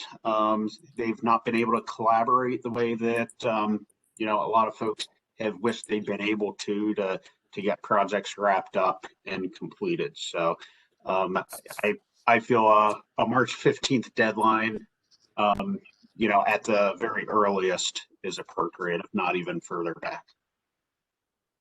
Thank you, Andrew. Madam Chair. Oh, Phil, go ahead. He's still on the phone. Okay. I've spoken to our local Tri-City Builders Group, and they're requesting an extension to March 18th, primarily because of the training, is just now being rolled out. Maybe it should have already been rolled out, but they're still doing it. Mostly it's because of COVID. Our city of Richmond's done fairly well in the virtual world of permitting, but still it's a problem, and not everyone is doing it as well, I'm sure. So I would support moving it also. Thank you, Phil. All right, other? Yeah, Madam Chair, this is Commissioner French, and I'd like to speak in support of Commissioner Schutte's comments. And it's not only an issue of training, but it's also a public health issue. We are experiencing a spike in the virus. This meeting alone and the challenges we've had from a technological standpoint should speak volumes with regard to the challenges the private sector is having, as well as we are having at the county level, in terms of not only keeping track of building permits and process, but also making sure that everybody's adequately trained. So I would speak in favor of extending the deadline as well. Thank you, Al. Anyone else on the council? Yes, this is Mike. I'm sorry, did you say Micah? Go ahead. I did. Okay, thank you. I wasn't sure if you said something else. I appreciate everybody's comments and input. As you know, I represent code officials for the state of Washington and also work for the city of Seattle as their code development manager. So the building officials have submitted a comment letter, and they are against further delaying the codes to March. There are many jurisdictions that have already passed ordinances stating that their codes will be in effect, whether they've amended them or not, to align with the state at February 1st. The city of Seattle, their reasons were not to alleviate issues or COVID issues for the developers or because of any other reasons beyond really their legislative process taking longer than anticipated, because they do modify the energy code, at least the commercial energy code, and therefore needed additional time for a SEPA determination and a public comment period for that. So beyond that, we did have input from many WABO members, the Washington Association of Building Officials members, and they stated that they did not see any need at this point because of training or because of jurisdictions being able to ramp up or do things online. At this point, they feel that their business practices have met the needs for the technological distancing and social distancing and all these other things that go along with what's occurred during this pandemic, including obtaining whatever training they feel they need. At this point, obviously that will be ongoing. But the code officials throughout the state did not feel that delaying any further would make much difference, especially only 6 weeks of time. Just because, it's been mentioned even here in the chats, what are they going to do in 6 weeks that they have not already done, or even the next 8 weeks? Again, most of these jurisdictions have gone through their ordinance processes, gone through their city councils, and have had those codes approved and their dates approved to align with the state. So we do want to encourage those, to vote against delaying this any further, regardless of what the city of Seattle has done, because that is their own process and it had nothing to do with anything that was going on in the state other than just their legislative stuff. So please, as far as the building officials are concerned throughout the state, they want to continue with the February 1st implementation date. Thanks. Thank you, Micah. Madam Chair, this is Tony Doan. Tony, go ahead. I'd like to echo some of what Micah has said. I think from a standpoint of local jurisdictions planning on the February 1st implementation, many have taken this to their council meetings and commissioner meetings to already put in place the February 1st rollout. And this is so they can meet the 30-day deadline for codifying their ordinances, local ordinances or municipal codes. Just from a standpoint of being a good steward of taxpayer dollar, a lot of those that have been codified or have already been submitted to be codified will now have to be rolled back and redone. And on the second note, as far as training goes, I know as an educator myself, both WABO and the Fire Marshals Association, neither of which canceled significant changes to the 2018 code training by utilizing online platforms like we are today. And so I know those were offered extensively from both of those organizations. And I would also be against pushing this out past February 1st. Thank you. All right. Madam Chair, yes. Doug. Go ahead, Devin.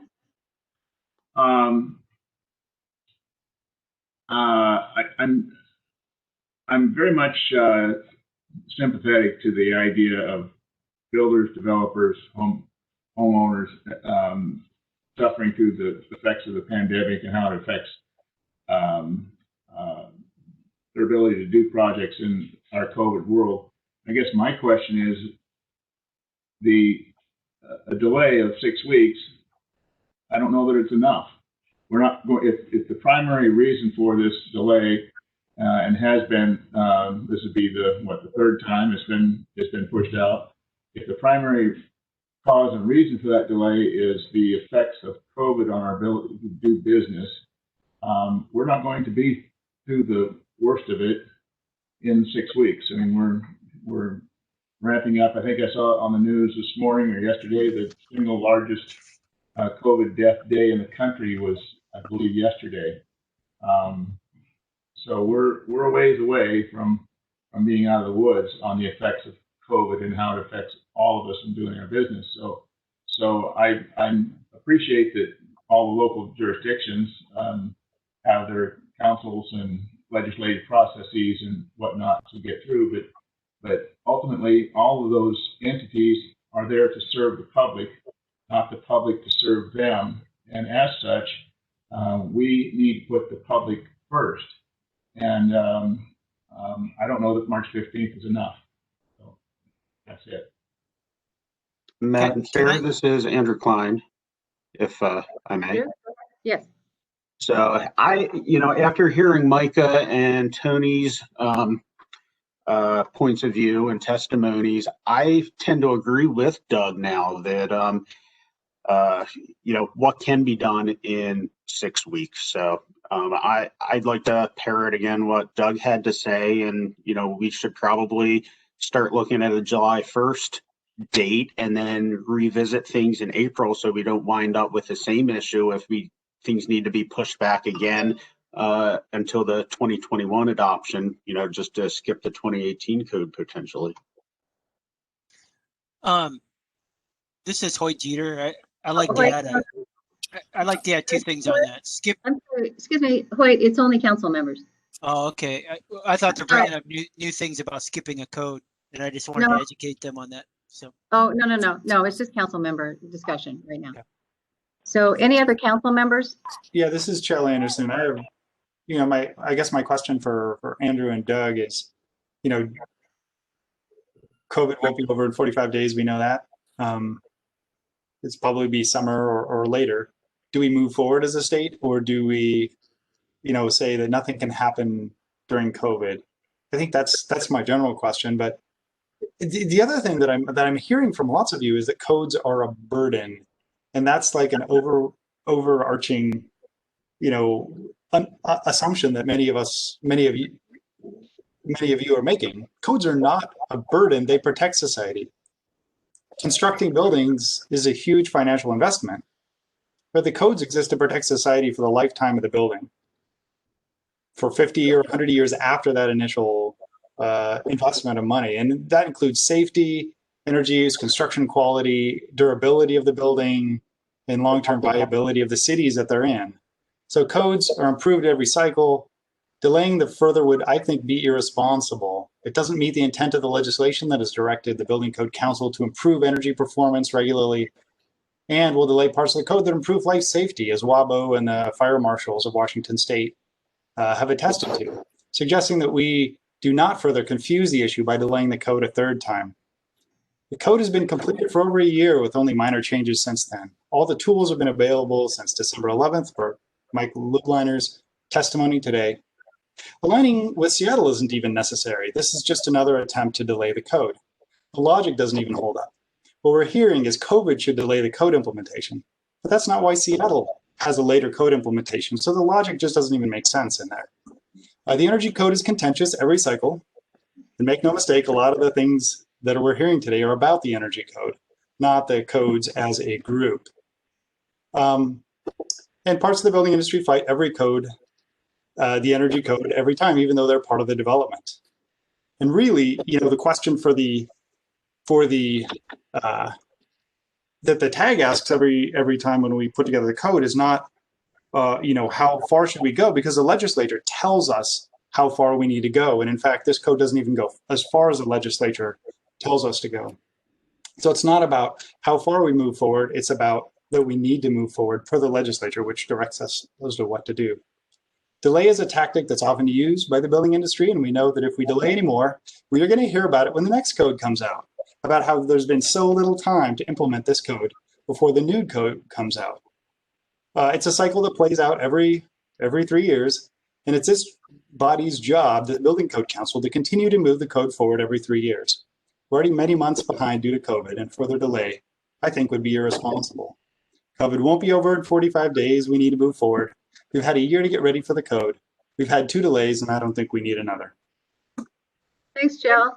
Anyone else on the council would like to, before we entertain a motion? Madam Chair, this is Todd. Todd, go ahead. Thank you. I have additional comments related to Shell. I agree, this mandate is not new. We have had planned code cycles. We're into 3 or 4 code cycles now, so this is not a surprise that we were going to take this step. I am sympathetic to builders, although a lot of the arguments against this are for low margin, high volume builders that focus primarily on first cost. This is an energy code focused on life cycle considerations. this shows up in places outside of code enforcement. It's showing up in a lot of planning efforts that are going on in the state right now, including in Spokane. I'm on the Spokane Plan Commission. Under state appropriations, many cities are going through housing action plans right now, and arguments are being made against the ability to increase density, increase energy or decrease energy, or increase energy efficiency on buildings because of this energy code, and it really affects things beyond just simply enforcement. So in addition to those considerations, there are many designers, engineers, and manufacturers that have strong business plans in place to capitalize on clean energy and clean technology. And part of that is that we all have a level playing field and move forward collectively to meet our state mandate. So I strongly encourage opposition to this extension. Thank you. Now, is there anyone else? Madam Chair, this is Caroline. Okay, Caroline. Thank you. Go ahead. Yeah, I'd just like to echo, I think, from the practitioner side of things, working on some of the larger commercial projects, the uncertainty is really problematic and the continual change. And some of these projects have really long lead times, and not knowing the final implementation date is really disruptive. So thinking of some of those projects coming up with permit intake dates in February or March, the rework to those professionals is really problematic. I think also, just to echo Chel's comment about, I think we're losing the ability to experience the practicality of the 2018 codes, and that's going to bleed into 2021 code development and continually evolving our codes. Thank you. Thank you, Caroline. Al, I see you up. Do you want to make an additional comment? Yeah, I'd just like to, comment about some of the comments have been made about, timetables have been established by legislative action, and that's right. And then, the governor has the right to supersede those, and he did. And, we're not able to do a lot of things we used to do a year ago. And so to say that it was written in law and it's written in stone is just, ignoring the fact that we do have a pandemic and we do experience delays and disruptions, and our ability is to serve our citizens and our citizenry and to be flexible enough to adjust to a changing climate. And that's what this request is. My support of going to March 15th provides some relief. Do I think we're going to be out of pandemic by March 15th? Oh, heck no. We're not even going to be through phase one of for the vaccines by then at the rate that we're going. But any relief is better than nothing. And I think one of the other speakers spoke to, we are here to serve the public will. And, well, some of you don't have to take those calls. Our elected officials, we do. And we do have to be responsive to the public as well. And so to shed a deaf ear to that, I think also is irresponsible. The only difference is I take those calls, you don't. So I'll continue to support the delay in the implementation of the code as a matter of public health issue, if nothing else. Thank you. Thank you, Al. So this is Micah. If I could add one more point, please. Go ahead. Speaking, I guess, a couple of points. Speaking of Chael, I completely agree with what he talks about there.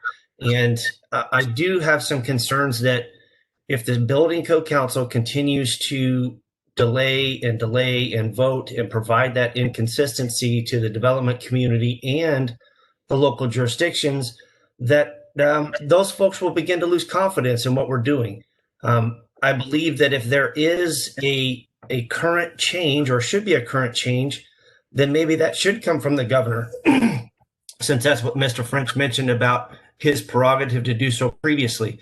Then maybe he should do so at this time and not have that lack of confidence built into the Building Code Council because folks are not sure what we're going to do, and then it just goes by the next meeting. So I do have some concerns in providing consistency and maintaining confidence in the Building Code Council.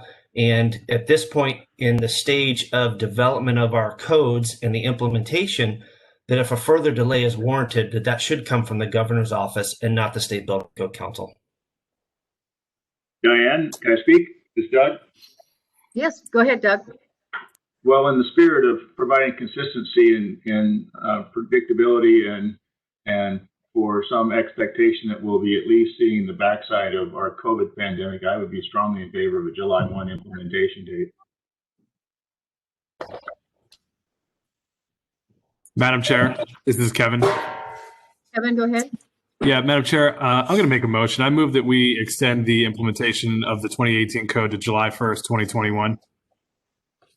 Second.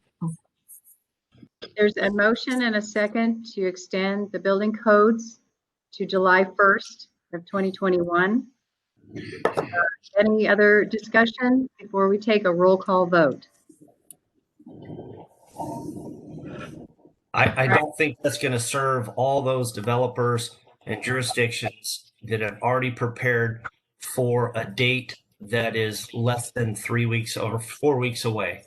I really think this is a disservice if this vote goes through and approved to further delay that to July 1st. And that was Micah. Thanks.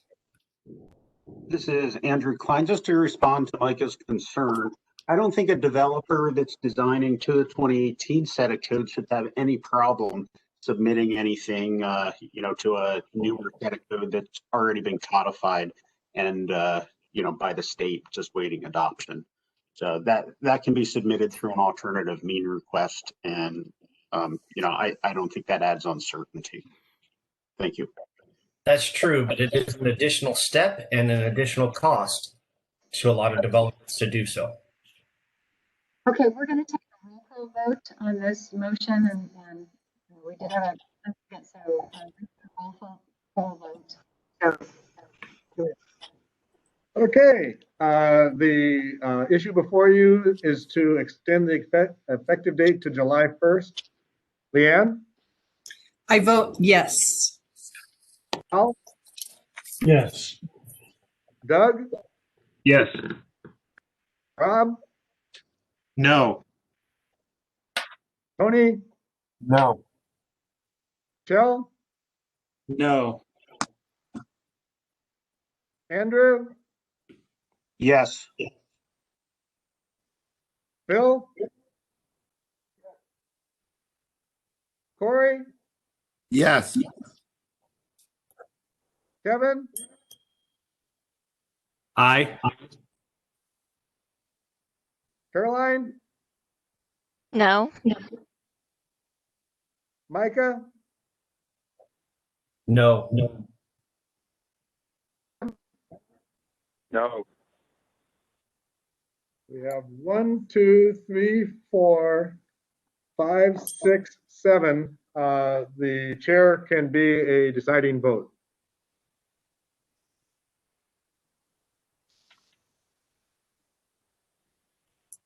Yes.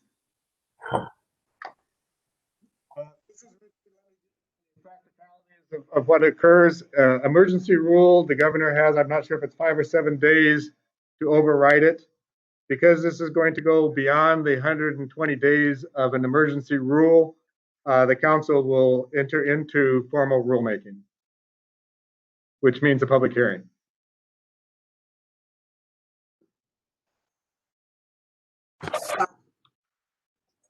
Madam Chair, Yes. for a point of order, I'm pretty sure, just for the record, the date that was stated was July 1. I would like to clarify that it's March 15th is the extension date. It was July 1. Oh, okay, I apologize.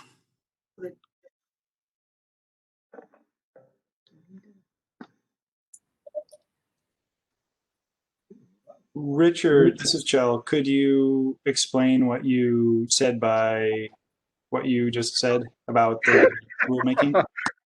Certainly. An emergency rule has a life of 120 days, and it goes into effect at the moment of filing.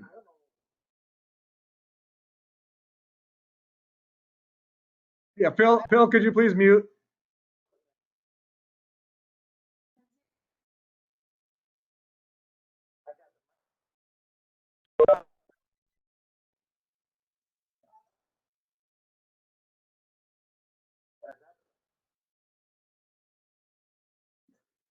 Please mute.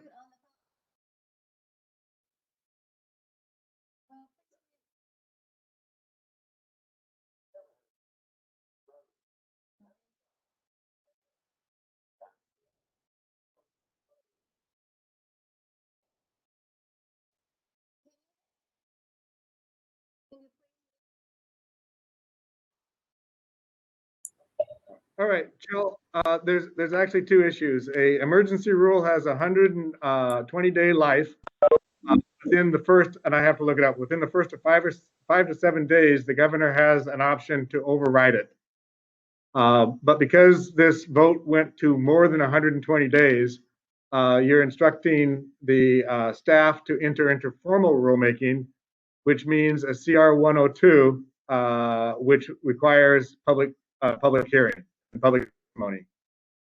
And so we, from the direction of the council for this emergency rule, you're also directing staff, because of the timeline, you're directing staff to enter into formal rulemaking to extend it beyond the 120 days.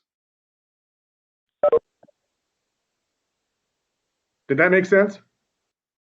No, I'm not clear, Rich. This is Doug. So does that mean it still goes into immediate effect on filing as emergency rule, or does it have to be delayed until rulemaking is complete? No, I'm sorry, Doug. Yes, it'll have a 120-day life upon filing, which will be Monday, which is still before the effective date. So that part's fine. But the governor, for emergency rules, the governor has a small window to override them. Thank you. You bet.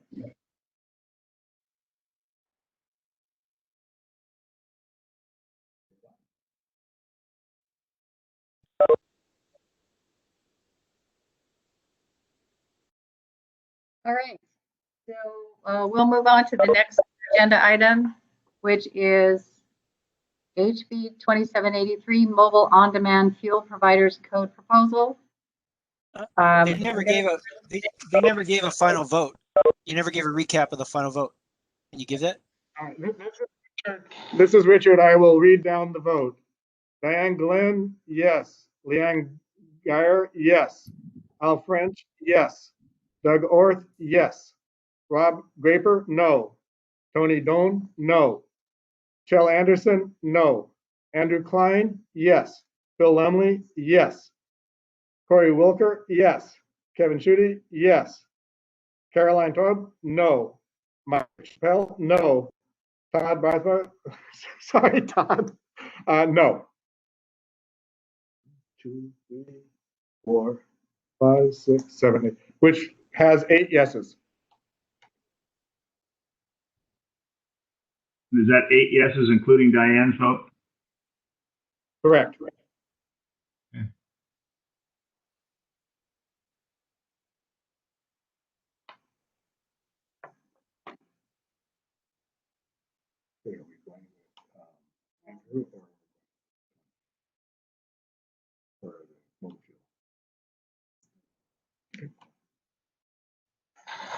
Okay, so we'll go into the next item. Andrew, I'm going to call on you as chair of VFP to introduce this item. And for everyone, we're going to pull it up, right? And is that it? Okay. And what you see on your screen, or what was posted, is what came out of what was recommended from the tag to the committee. The committee moved this on to this council. And so this is the document that we're talking about. So go ahead, Andrew. Sure, thank you. So yes, as Diane said, this is the document. It made its way through the fire tag into the BFP committee, and now it's in front of you to take a look at and vote on. I'm assuming everyone has read it, so I'm just going to go through quickly the main parts of it.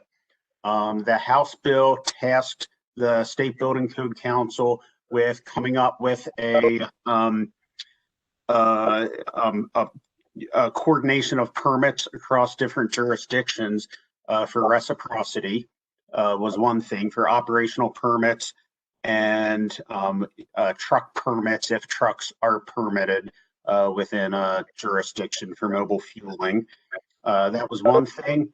Secondly, the legislature tasked the State Building Code Council with coming up with 2 different tiers of sites that every site would fit into one of 2 tiers based on hazards at the site. And then a tier 1 site would be able to have mobile fueling commence without an inspection, whereas a tier 2 site that may have qualities that make it potentially dangerous would require an inspection prior if that jurisdiction did inspections. Again, the inspections are optional. And then the third thing that they did here is update the language to be consistent with the 2021 International Fire Code language. So we're adopting, as you know, the 2018 set of codes. So this will have the most recent language, which was codified in the 2021 model codes, which had, just mostly slight changes in the other sections here and there. So with that, I think I'd like to open up for discussion, if that's all right, Madam Chair. Yes, go ahead. Okay, so yes, I will open up for discussion. Both public comment as well as, did you want me to do public comment first? Or yeah, we should public comment first. Okay, so let's open that up for public comment.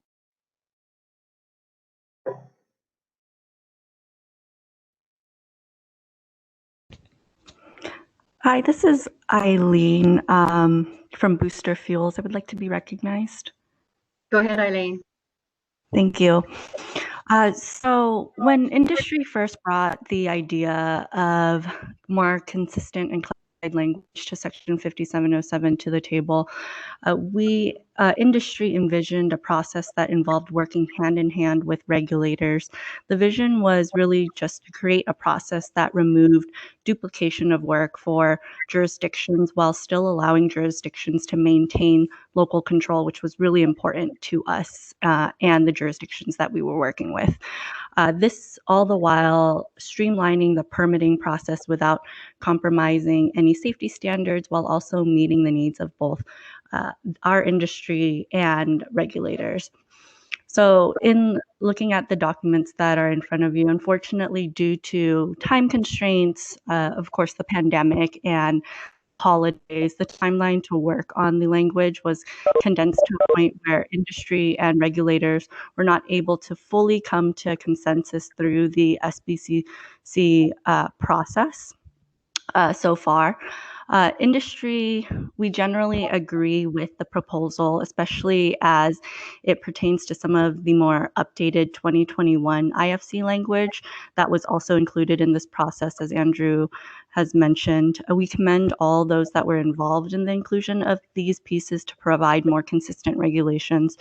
However, the industry does not believe that the intent of the legislature was met through some of the proposed language we see here today on the screen, specifically as it pertains to the reciprocity issue of operational and truck permits and the tiered permitting, and more specifically in regards to the reciprocity issue. Legislature imagines any valid jurisdictional operational permits to receive reciprocity in all Washington jurisdictions. This does not prohibit a jurisdiction from requiring an operator to apply for a permit within that jurisdiction but it is the intent of the legislature that operations can immediately begin during the permitting process through this reciprocity with the issuing jurisdiction. The language presented to you today does not do that. And in regards to the tiered permitting, the legislature tasked the SBCC with developing a 2-tiered system based on site characteristics that jurisdictions can then use to determine which tier any site is categorized. This has also not been done here. And in working with those who developed this language and the legislature, it's industry's understanding that the intent of the legislature was not meant. We believe that more time is needed in order to develop a framework as the legislature had initially envisioned that is accurately reflected in the bill, and will take into consideration, of course, both industry perspectives and fire.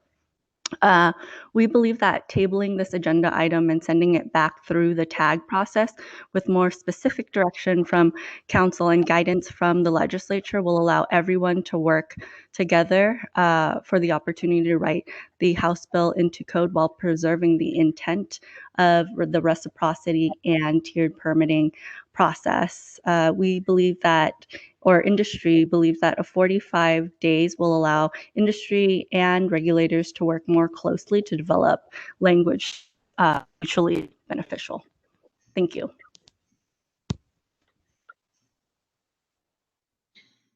Any other public comment?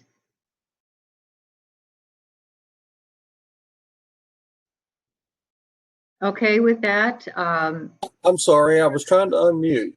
Oh, okay. Go ahead. This is John Catlett, again, representing Bowman International. First off, we really applaud the efforts that have been done in Washington State. As a consultant, I'm actually working in Virginia to try to get them to adopt some language. And I have a feeling this is going to become the model that we end up working from. So I think that this is wonderful. I just wanted to also issue my support for Eileen's comments from Booster, that if there was a little bit of additional time, I think we could get the language where it needed to be. So thank you. Okay, any other comments? Okay, I'm going to open it up to the council members for discussion. Madam Chair, this is Tony Doan. Go ahead, Tony.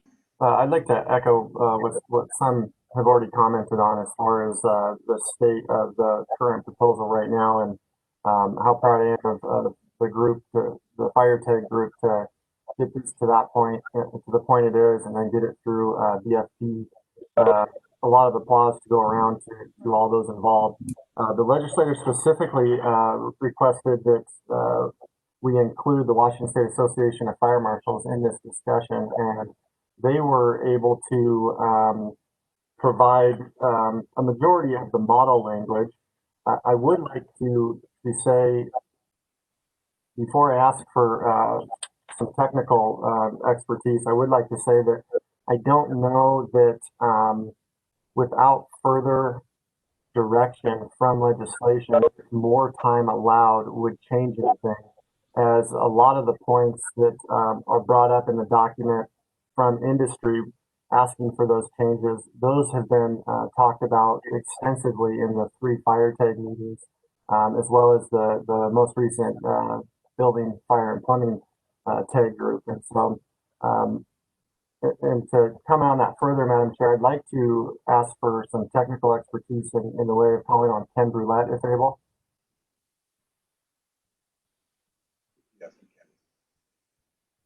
Oh, yeah. Ken? Oh, is Ken online? Ken, are you there? Yeah, I'm here. You want to speak to that? Well, I don't understand. Was there a question for me, Tony? I didn't. No, Ken. What I was hoping for is just some clarification on the process as far as how we got to where we were and why we were comfortable with the language as it sits instead of the language that was put forth by industry.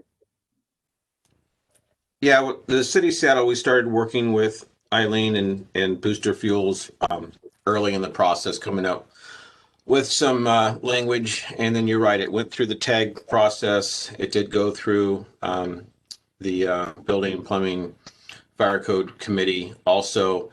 And I understand from industry, it's not exactly what they wanted, and it's not how they interpret the House bill that was written. But it did get its public comment and went through the committee process.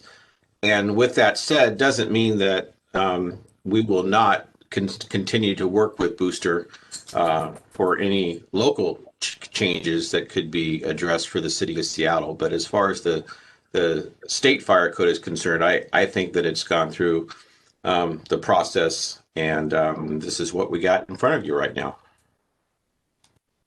Thank you, Ken. That's all I have. Thank you, Chair.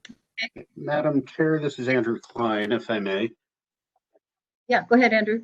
So I'm going to take off my State Building Code Council member hat and put on my consultant hat. Booster Fuels is a client of mine, so I'll be speaking as a consultant. And of course, I'll be recusing myself from the vote, whatever motions are made on this. But from an industry's point of view, and let me be very specific here, it's two sticking points so everyone understands. The legislative language that passed, from the way that we look at it, they wanted reciprocity in the state, period, without having an unfunded mandate. So that's why they're looking at reciprocities between jurisdictions, as opposed to having the state fire marshal put together a program for operator permits and truck permits. So they really wanted complete reciprocity between all jurisdictions without keeping a jurisdiction from being able to issue their own permit and collect the fees associated with that permit. So what they had in mind is if you have a valid permit in one jurisdiction, you can go to another jurisdiction. If they supply their own permits and issue them, you would have to apply for that, but you could operate during the application period with your valid other permit, and it's just, while you wait for that jurisdiction's permit. And then some jurisdictions just don't want to go through having to issue operator permits at all, in which case, in those jurisdictions, again, operators would be able to operate just with another jurisdiction's valid operational permit. So that deals with operational permits and even truck permits, since it's the same trucks, which, some jurisdictions require the truck permits. And then the second issue are site permits. So not only does an operator need a permit, oftentimes jurisdictions require a permit for each individual site. And that's a holdover from the fleet fueling language that's been in the code for many years, and in our uniform code even before we adopted the I codes. During the development of this mobile fueling language on the national level for the 2018 set of codes, some AHJs, code officials, wanted there to be site permits. Others said, we don't want any site permits. We don't want to get into those types of details. We want it more like a welding hot work permit, where we permit the operator and then they know where they can and cannot fuel based on the code itself. So permissive language was written regarding site permits, where a jurisdiction could require site permits but didn't have to, in order to satisfy all the code officials during the initial language that was developed back in 2016 when we started working on that. So that's the history there. However, for conservative purposes, most jurisdictions do require site permits. So the second thing in the legislature, sorry, I needed that background to get to the second point here. Second thing in the legislature is that the Building Code Council was tasked at coming up with two different tiers. A tier 1 site based on characteristics where anyone would just be, any valid operator would be able to fuel without a fire code official having to come out and do an inspection first. And this would be just the run-of-the-mill office parking lot, for example, an industrial parking lot, things without any high-piled storage outside or flammable gas or liquid storage. And then everything else would be a tier 2 site, which could require a site inspection prior to permitting. And this language doesn't do that. We didn't put together characteristics for the tier 1 and tier 2. So that's why industry feels that this just does not fulfill what the legislature had in mind. So I agree with Tony in saying that without more direction from the legislature, we fire and industry have reached a point where they can't really do any more because they both believe that where they stand does meet the intent. So I think by tabling this, it'll allow the legislature to comment, and then from there, we can implement exactly what they had in mind, because this is too important and will require too much money and time for implementation to get it wrong and have to go back and change. Thank you.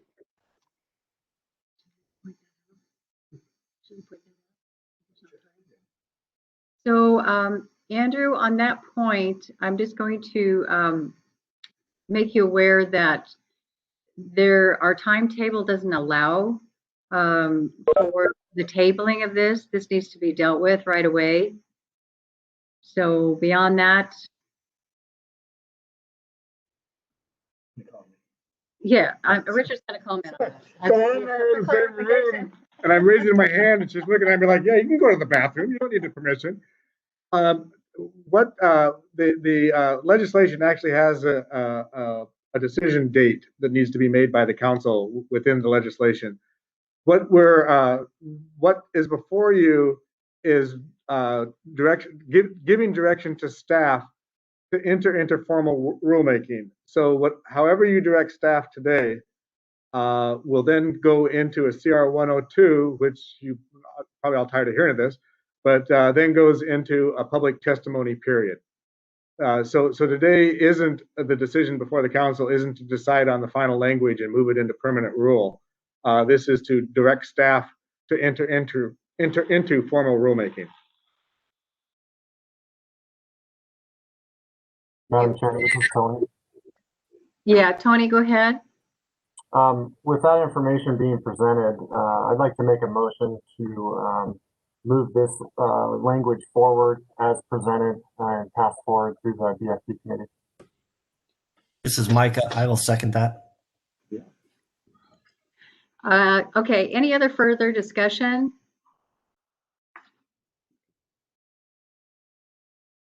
Okay, we're going to do a roll call vote.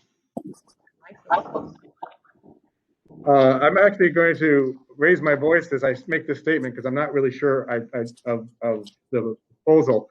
But is it to move forward into formal rulemaking, the proposal that's before you? That is correct. Thank you. So with that introduction, Leanne. Yes. Al. Yes. Doug. Yes. Rob. Yes. Tony. Yes. Phil. Yes. And Andrew abstained. Phil? Abstain, yep. Corey. Yes. Kevin. Aye. Caroline. Yes. Micah. Aye. Todd. Yes. Yes. Unanimous with one abstention.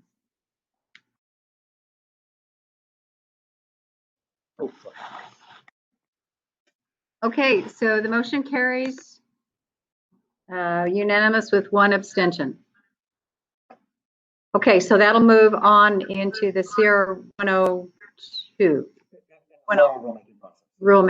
Formal rulemaking. Okay, so and it'll still be, like we said, it'll be it'll still have to go through the public testimony. All right. We have Columbia County Residential Amendment Pre-Approval Request. And remember, this is a formal request, a courtesy request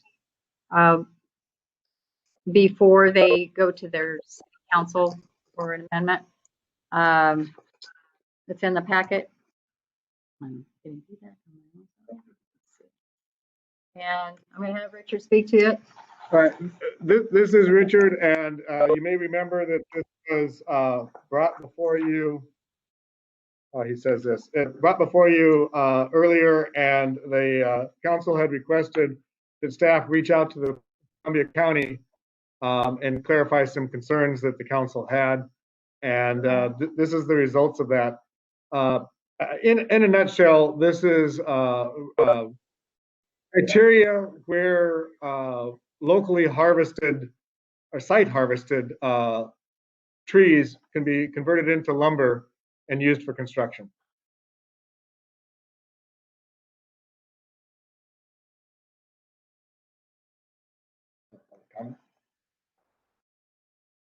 This is Clint Atterbury, the building official for Columbia County. May I be recognized? Go ahead. Yeah, go ahead. So this is a proposal from our county. The proposal came from constituents to the county commissioner and through him to me. So that is where this comes from. What it's based on is there's been a long history of locally milled lumber. We have a lot of Doug fir, western large spruce, white fir, lodgepole, ponderosa, and white pine in our county. And for years they've milled this and used this. There was a request to use some brought to me at a local level, which I referred them to the code section that says it must be graded and stamped. This is the county requesting that we are allowed to amend the code to where there, instead of grading and stamping, oversight from an impartial third party is allowed. That third party is vested through the commissioners before being allowed to certify that lumber for use. In a nutshell.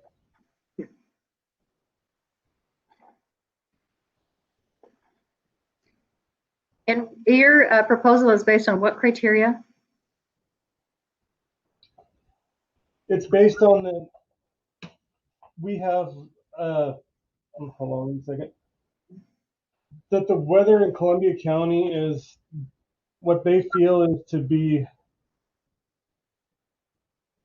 conducive to being able to not kiln dry, but to be able to air dry lumber to meet the Washington wood product standards or the Western wood product standards for drying, so that they feel that we have sorry, this is my first time taking something before you guys like this, so it's very. You're okay.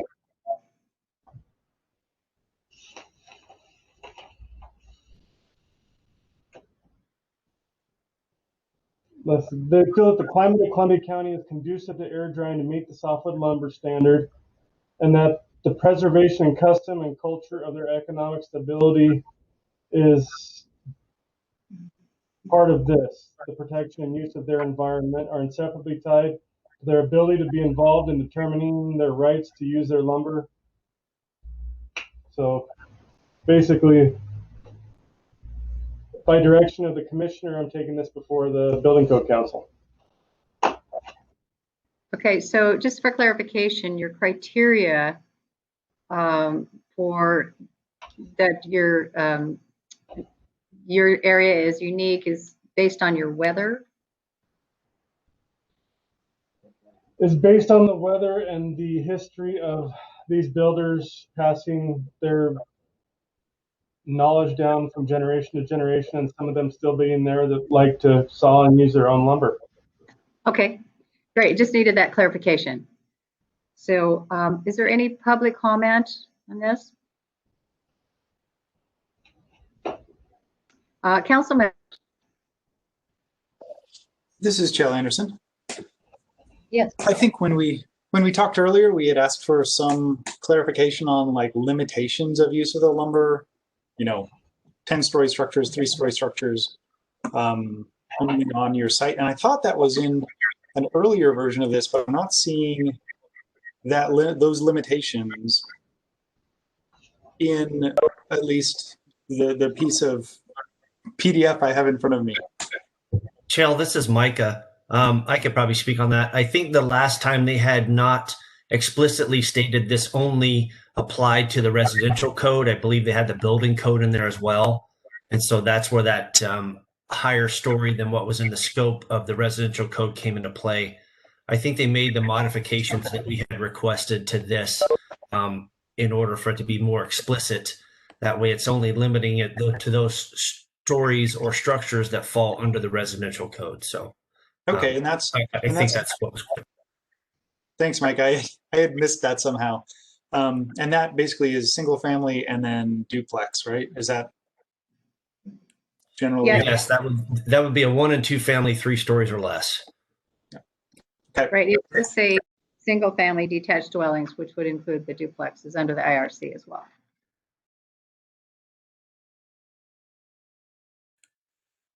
So this is like again, I appreciate Clint for bringing this back and revising it.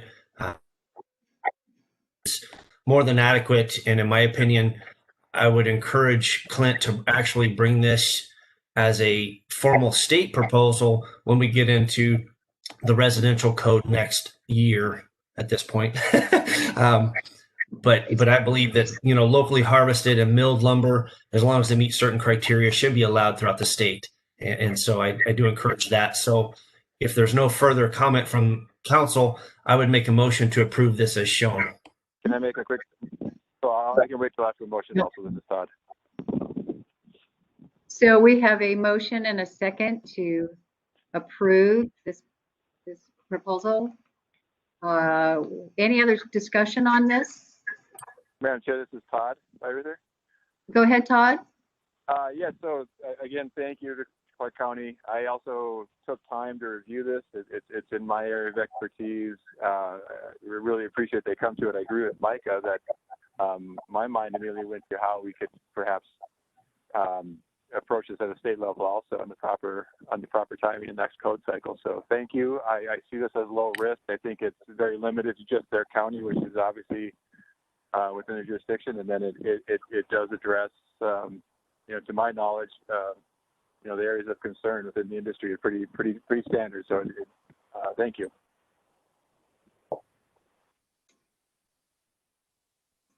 Okay, so we are ready. We're going to take a roll call vote just because we are just on a roll today. So Richard's going to do that.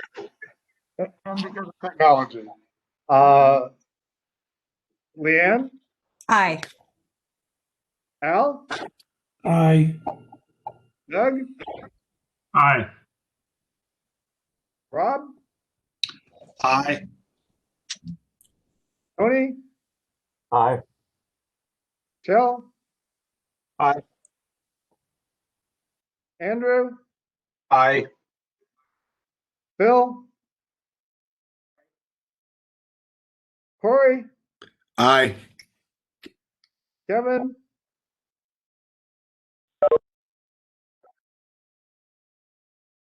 Caroline?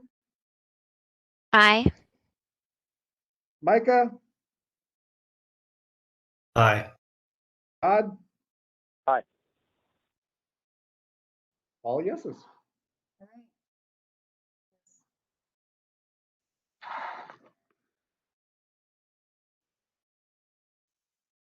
Okay, the motion carries. It was unanimous. They have to bring it back. Do they get an ordinance? No. Okay. If I'm gonna change. Oh, okay. Okay. Number 12. All right, so we've gone through that. Okay, so now we're going to talk about the meeting schedule for next year. No, I'm sorry. This is year. Huh? I don't have it on here. I don't know. Oh, maybe because I'm looking at my schedule and you revised it. Okay. Oh, there we go. All right, item 12, reconsider the EV charging proposal. Who's giving the background? Okay. Okay. The council had directed staff to enter a CR 102 proposed rulemaking regarding EV charging at your November 6th council meeting. Since then, the Department of Commerce is requesting that the council reconsider a portion of that proposal And because we have not entered into the CR 102 yet, because we're going to do all these as a bundle, before the council is to consider, and well, actually, we will consider it, but is either to direct council or staff to proceed with the decision on November 6th, or modify that decision and direct the staff to enter into formal rulemaking with changes based on today's presentation or issue item. One of those above, one of the above. This action is in response to House Bill 1257.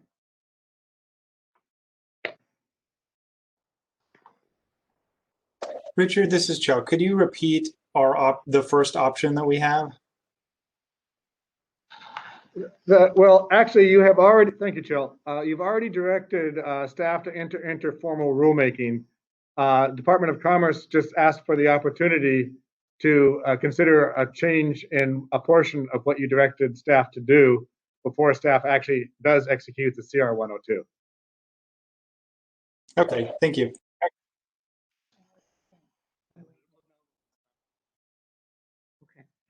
All right. Okay, so that lays out the issue. So we're going to open it up to public comment, but I would like to see if someone from Department of Commerce can clarify what section we're talking about. Sure, this is Luke Howard from the Department of Commerce. Go ahead, House Bill 1257 from 2019 included provisions for electric vehicle charging infrastructure. Commerce has compared the draft changes to the building code with the recently passed legislation requiring this update, and we have identified inconsistencies. Specifically, the statute requires raceways or wiring infrastructure be installed to accommodate the installation of future EV charging hardware. The statute does not require the installation of the hardware itself. So Commerce recommends the council adopt most of the draft changes, but not the draft changes to section 427.4, electric vehicle charging infrastructure. We believe this exceeds the requirements detailed in House Bill 1257.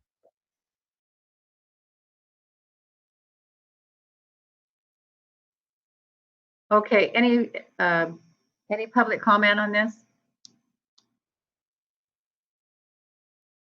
Council members? So this is Micah, and maybe Andrew can speak to this as well. When I read the legislation in section 18(2)(a), it does say, except as provided in B of this subsection, but it also states the rules adopted under this section must require electric vehicle charging capability at all new buildings. I mean, I do see where he's kind of getting this point, but at the same time, I don't believe if they're talking about striking the additional requirements, that would meet the intent, the additional future installation requirements or space. I don't know if that meets the intent of the legislation. And I guess my question is to be more poignant on what you are requesting us to change in the proposal. Are you asking for us to not provide additional future raceways or wiring to provide additional infrastructure or to provide the charging units? I'm not quite sure. Could you specify, please? I believe the intent is to request that infrastructure, meaning raceways or wiring, the wiring raceways or wiring, be part of this code. However, the electric vehicle charging hardware is not intended to be required by this code requirement.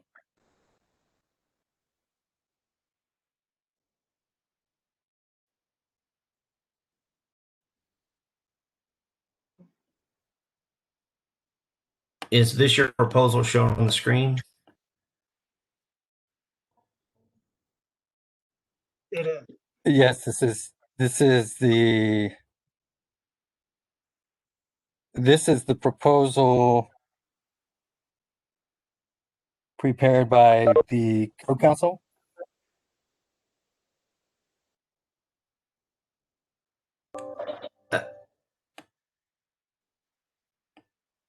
So this is Andrew, if I may. So as this worked through the building code tag and then the BFP committee, we were trying to be very careful to ensure we didn't go above and beyond any requirements that were in the bill. I still don't see exactly the discrepancy between what the bill states and what we've put together. I'm not sure either. This is just a single page. Is this the actual bill, Shannon, or staff, or anybody else? I thought you had a document up a moment ago that looked like it was from the tag, but this seems different. Am I missing something? I guess I don't understand. I can't hear you if you're talking, Richard. This is the document that came from Commerce that accompanied the letter that Shannon had up. Okay.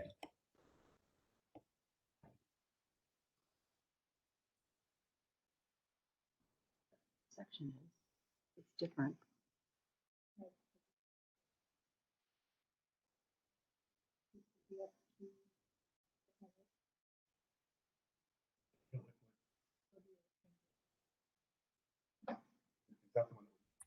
So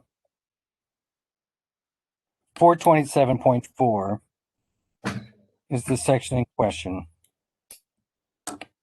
Okay. Can we show the state building code council's or TAG's recommendation for 427.4? I believe when it was up a moment ago, it was on 427.5. So there's 427.4 there.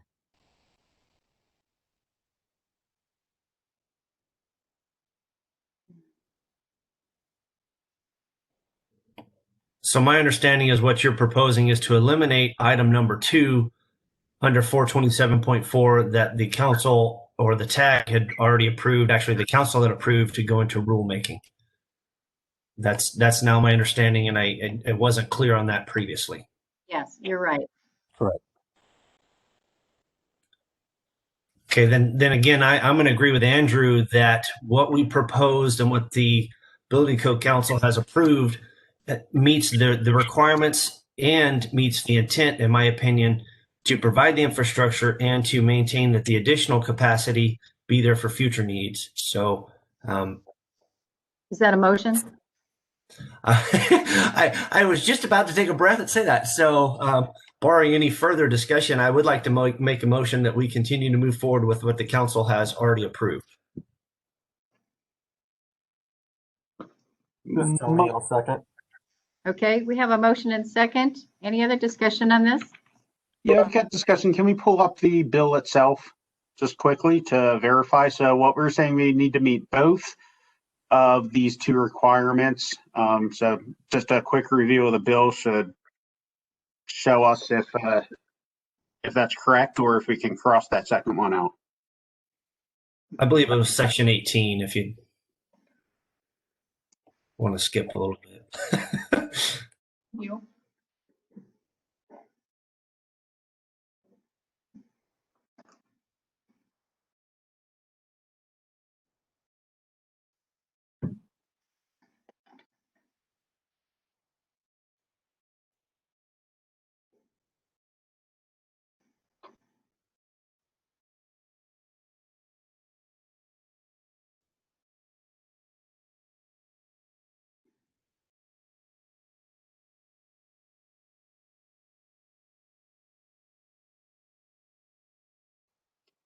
So, yeah, I mean, it states both of these things. I'm not seeing how we could delete that. Micah, or anyone else have any comments? I agree with you, Andrew. This is Micah, but I would love for others to chime in. Well, I was also at that meeting and I agree that we've addressed it.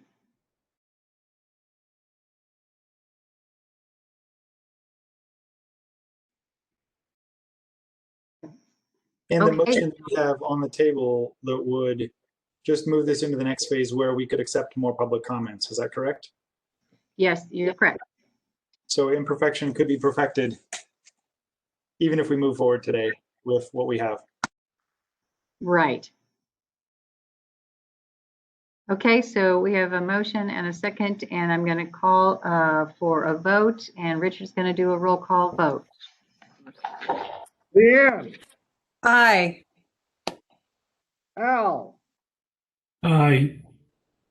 Doug, Aye.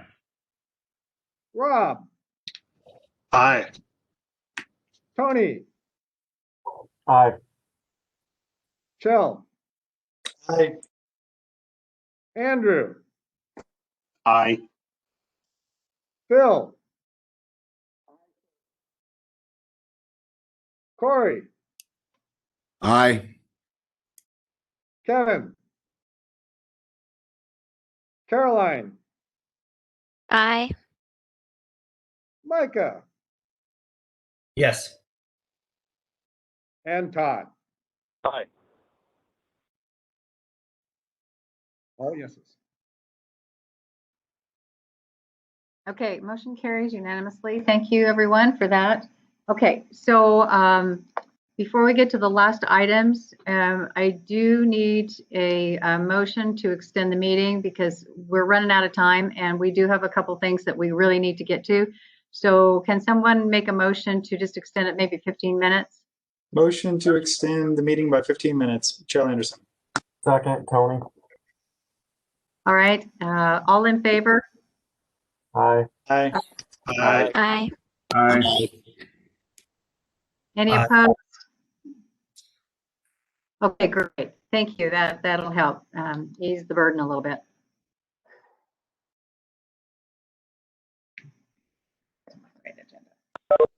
Okay, we're going to talk about the meeting schedule. And does everybody have a copy? Was it posted or?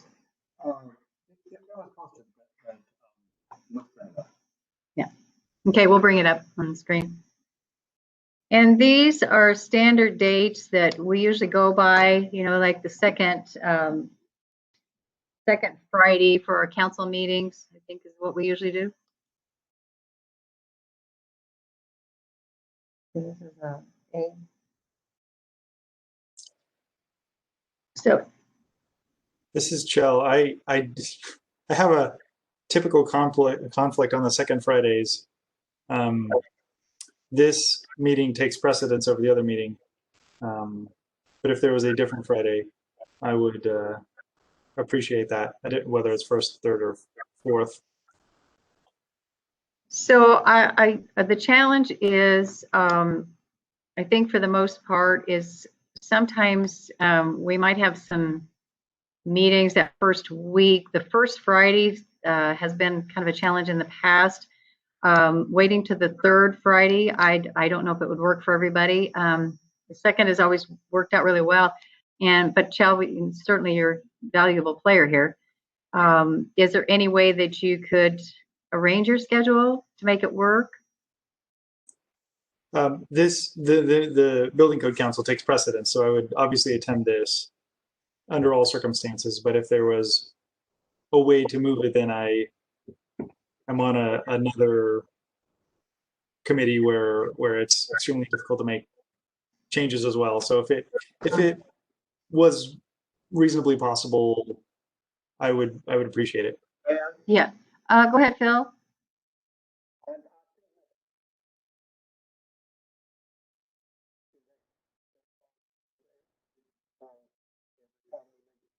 On every second Friday? Yep. Okay, so give me some input, everybody, on the other council members. How about the third Friday? Would that work for people? Work for me. This is Micah. Fridays are mostly open for me, so if we need to adjust for others, I'm completely open to that. This is Tony. Fridays are also good for me.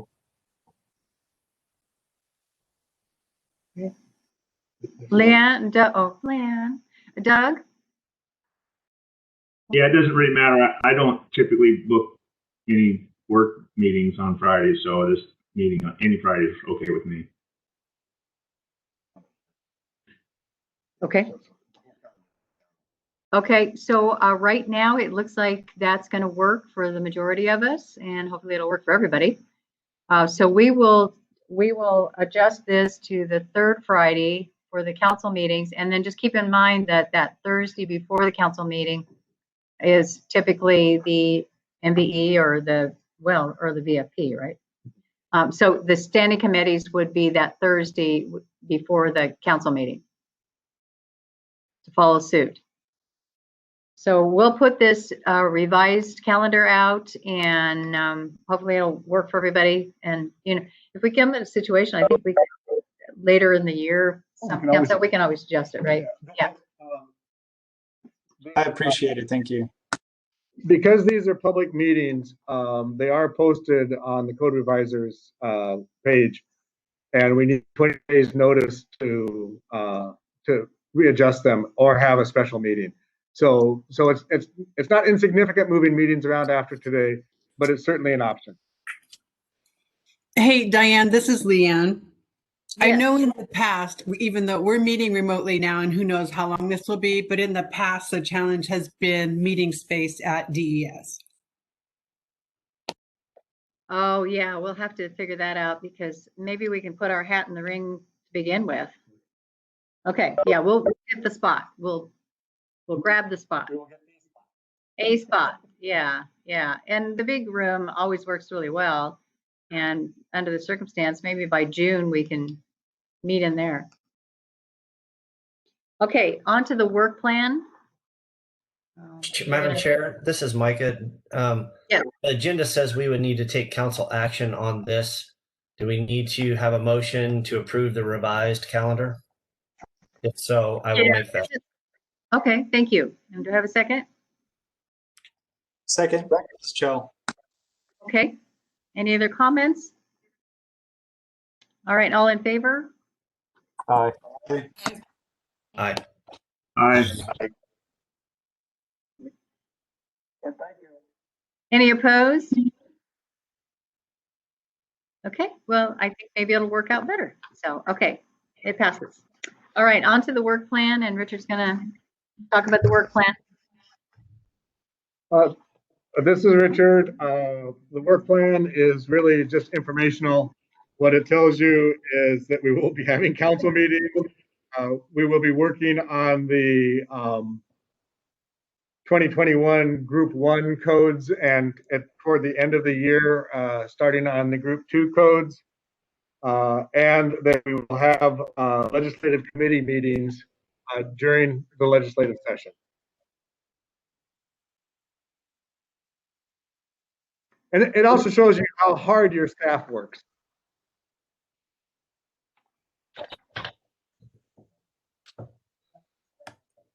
Okay, I'm going to roll quickly into the staff report. The first is the budget. Oh, it's coming up. And this is really one where I strongly recommend any council members that, or actually anybody who wants to know what these line items actually are, to how come it's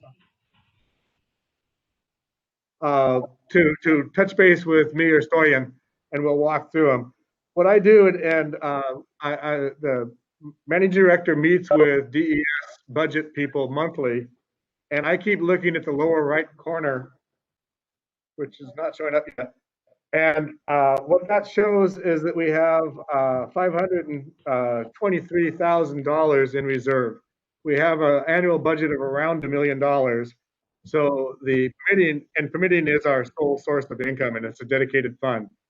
So permitting is unlikely to just completely drop off. So we do not have, we're not in peril. The council financially is actually very sound. If you look at the bar, the graph underneath,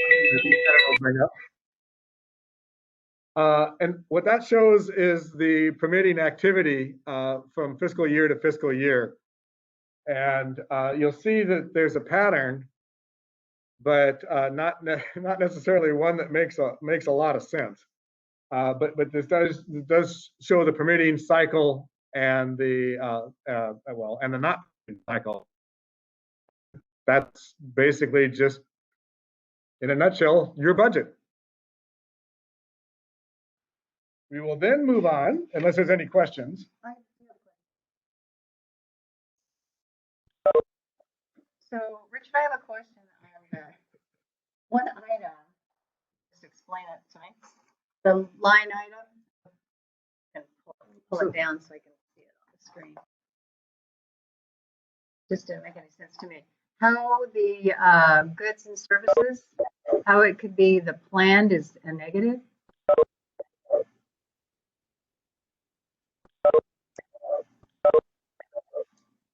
Okay, thank you.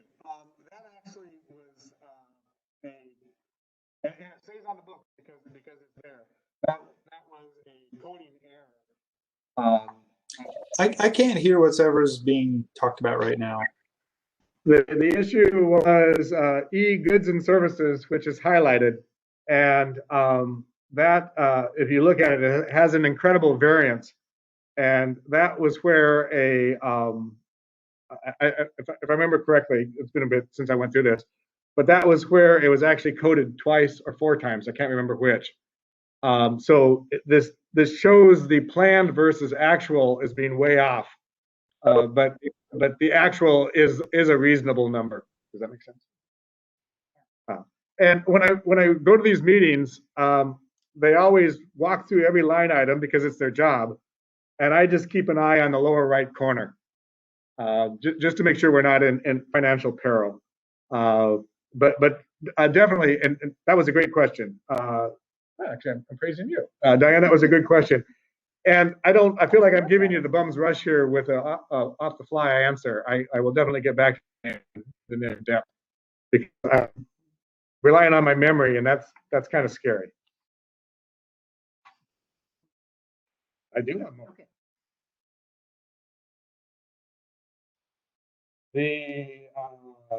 I just want to bring to your attention that there's an International Code Council issue before us, before the nation, and ICC is looking to take the energy code out of a code process and into a standards process. It really truly does not affect the State Building Code Council because we have a mandate based on the 06 code. But what this does is it takes the energy code out of the standard code development process that most of us are familiar with, which is very transparent and gives those responsible local jurisdictions considerable opportunity to provide input into a standard development process, which is less transparent. And this is, in this case, this is a heads up, but because in effect, it is a difference without a change regarding Washington's energy codes. But it is for those of you code nerds, this is a significant change, and they are looking for comment. ICC is looking for comments on this right now. I wanted to remind the Code Council about the Open Public Meeting Act, RCW 42.30.205. Shoot me an email because I went very fast. Training that is required within 90 days of appointment and every 4 years thereafter on the Open Public Meeting Act. And last but not least is my report, and I'm just going to hit the highlights because we're chewing up a lot of time here. Right now we're in legislative session, so staff overhead goes up considerably during session. Actually, about the first third of session is pretty high with bill analysis. Then it starts to taper off. But the rest of our overhead activities, phone calls, dealing, well, our day-to-day business is really not unchanged. The third code specialist recruitment is out on the street. If you know anybody that would be a great Ray or Krista, please encourage them to apply. The model code tags are, we have the ICC books now, so those will get going this month for the group 1 codes.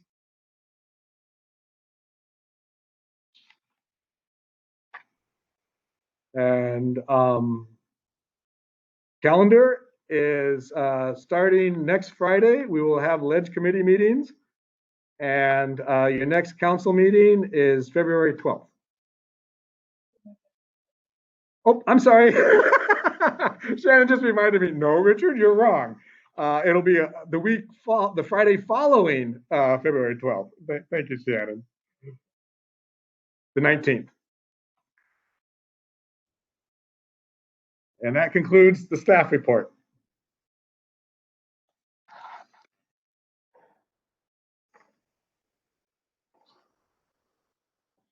All right, so we're on to other business. Does anybody have other business? Okay, I do. Is this public comment time? Yeah. Yes, you have something. Yeah, hi, this is Ken Burlett, Seattle Fire. My phone and email is blown up after the decision to extend the date from February 1st to July 1. And there was some clarification that I'm being asked, and so I'm just asking, maybe staff can help with. So does the governor have the ability to veto that decision and keep it at February 1st?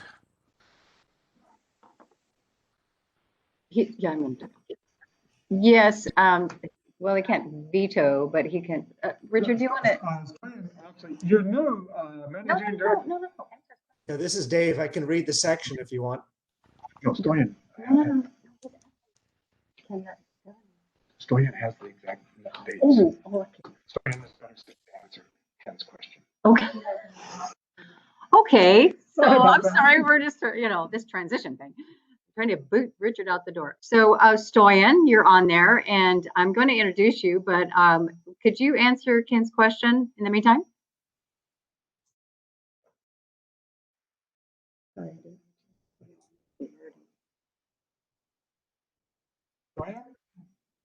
Stoyan, are you on? And not muted?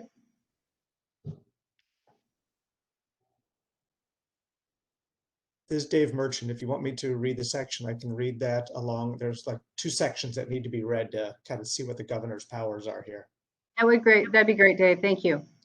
Okay, the first part is what needs to be part of an emergency rule, and it can be added in the order. There didn't need to be. Everybody's fine on this part, but it will be part of the order that goes in. If an agency for good cause finds that immediate adoption, amendment, or repeal of a rule is necessary for the preservation of the public health, safety, or general welfare, and that observing the time requirements of notice and opportunity to comment upon adoption of a permanent rule would be contrary to the public interest, okay, that's when you can do an emergency rule. Now I want to move down to what the governor can do. Within 7 days after the rule is adopted, any person may petition the governor requesting the immediate repeal of a rule adopted on an emergency basis by any department listed in the statute. Within 7 days after submission of the petition, the governor shall either deny the petition in writing stating his or her reasons for the denial, or order the immediate repeal of the rule. In ruling on the petition, the governor shall consider only whether the conditions in subsection 1, which is what I read a second ago, were met. Basically, whether there were in fact emergency conditions. If the governor orders the repeal of the emergency rule, any sanctions, if it was a rule that had sanctions, they don't apply. That doesn't apply in this instance. So that's it. The governor does, if someone petitions the governor can order the repeal of the rule if the governor finds that emergency conditions were not met. Okay, I think I understand. Thank you.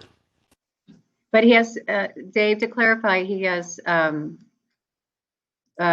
someone has 7 days to petition the governor.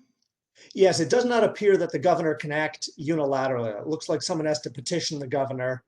And then the governor has 7 days, I think, after. Yeah, you have 7 days to petition, and then the governor has 7 days to act. Okay, great.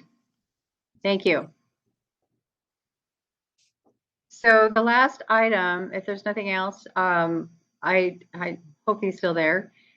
Most of you had the opportunity yesterday to have a FaceTime with, or I guess a Zoom meeting with Stoyan Bombalov, and we're going to call him Stoyan. And he's the new managing director. He'll be taking Richard's place, and he is on board right now. He's just still in California. For those that have not met him, you'll be very pleased with him.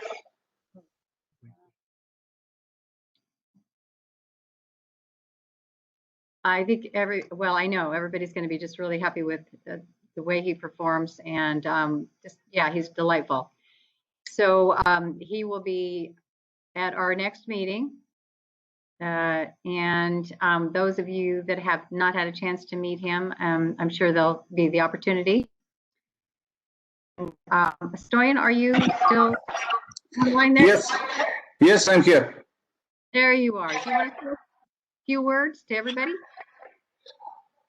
Well, I was gonna say it's nice to meet you, but I didn't meet anybody. These virtual things is difficult to see everybody. But yesterday, at least, I met most of the council members, and I'm gonna say Richard is helping me a lot, and I'm a half lost right now. But if he wasn't here, I would be completely lost. So I appreciate he decided to stay longer. And I will use the opportunity to learn from him for the time he has by the end of January. And I'm an open person, so if you guys have questions or you just want to chat, I will be always open to have a discussion with you. Thank you very much. So with that, Richard, do you want to say anything? Or I'm going to come to the next meeting. Diane asked me to say something, and I actually didn't prepare, so I'll just go to my binder for situations like this. No, it's just I've been associated with commissions and councils pretty much my entire adult life, either on them or as staffing them.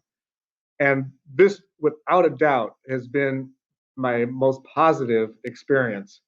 I'm not surprised, but I'm constantly amazed at how bitterly this council can disagree respectfully and not carry one issue over to the next, but voice with confidence that their voice is going to be respected, and move on, and not carry over and not make it personal. That is an incredible attribute that the council, without exception, the council members bring to this council. And it has truly been an honor to work with you. Is that good? So we're hoping maybe Richard could just pop in on the next meeting and just listen in as someone here.